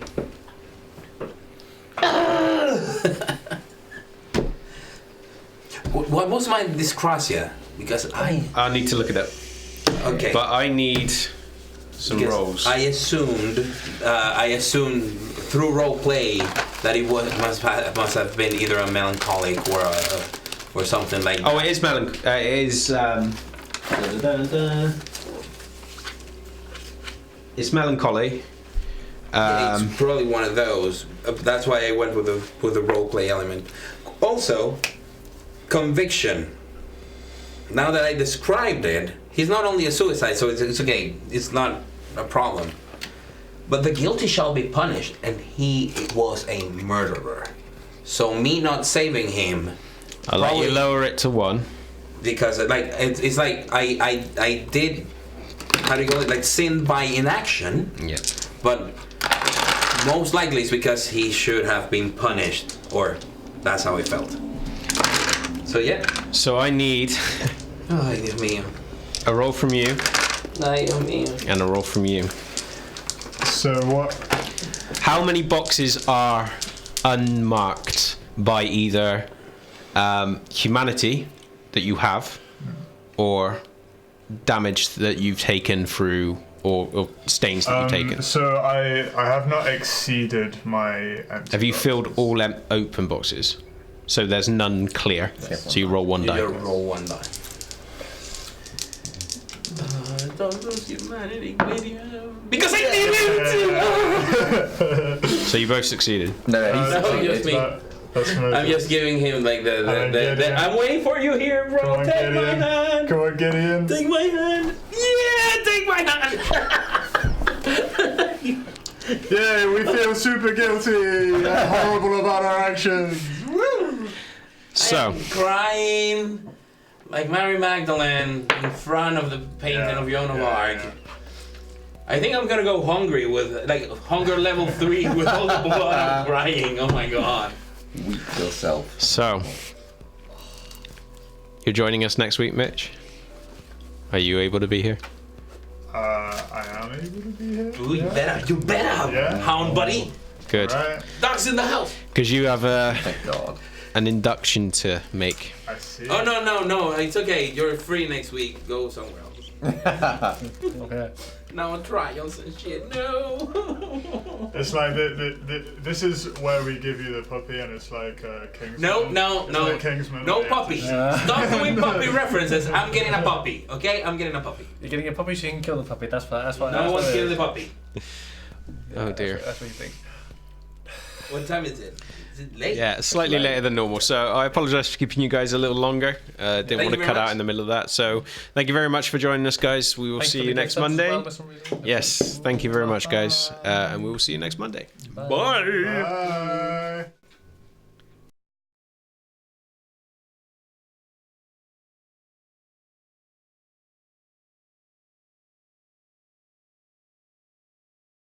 Thanks for watching this episode of Blood on the Thames. If you'd like to keep up with all the latest news, follow us on Twitter and Facebook and ShrekNet, the links to which are down below. And remember, if you want to join us live, be sure to tune in every Monday at 7 p.m. on Twitch. Thanks again, and I'll see you next time.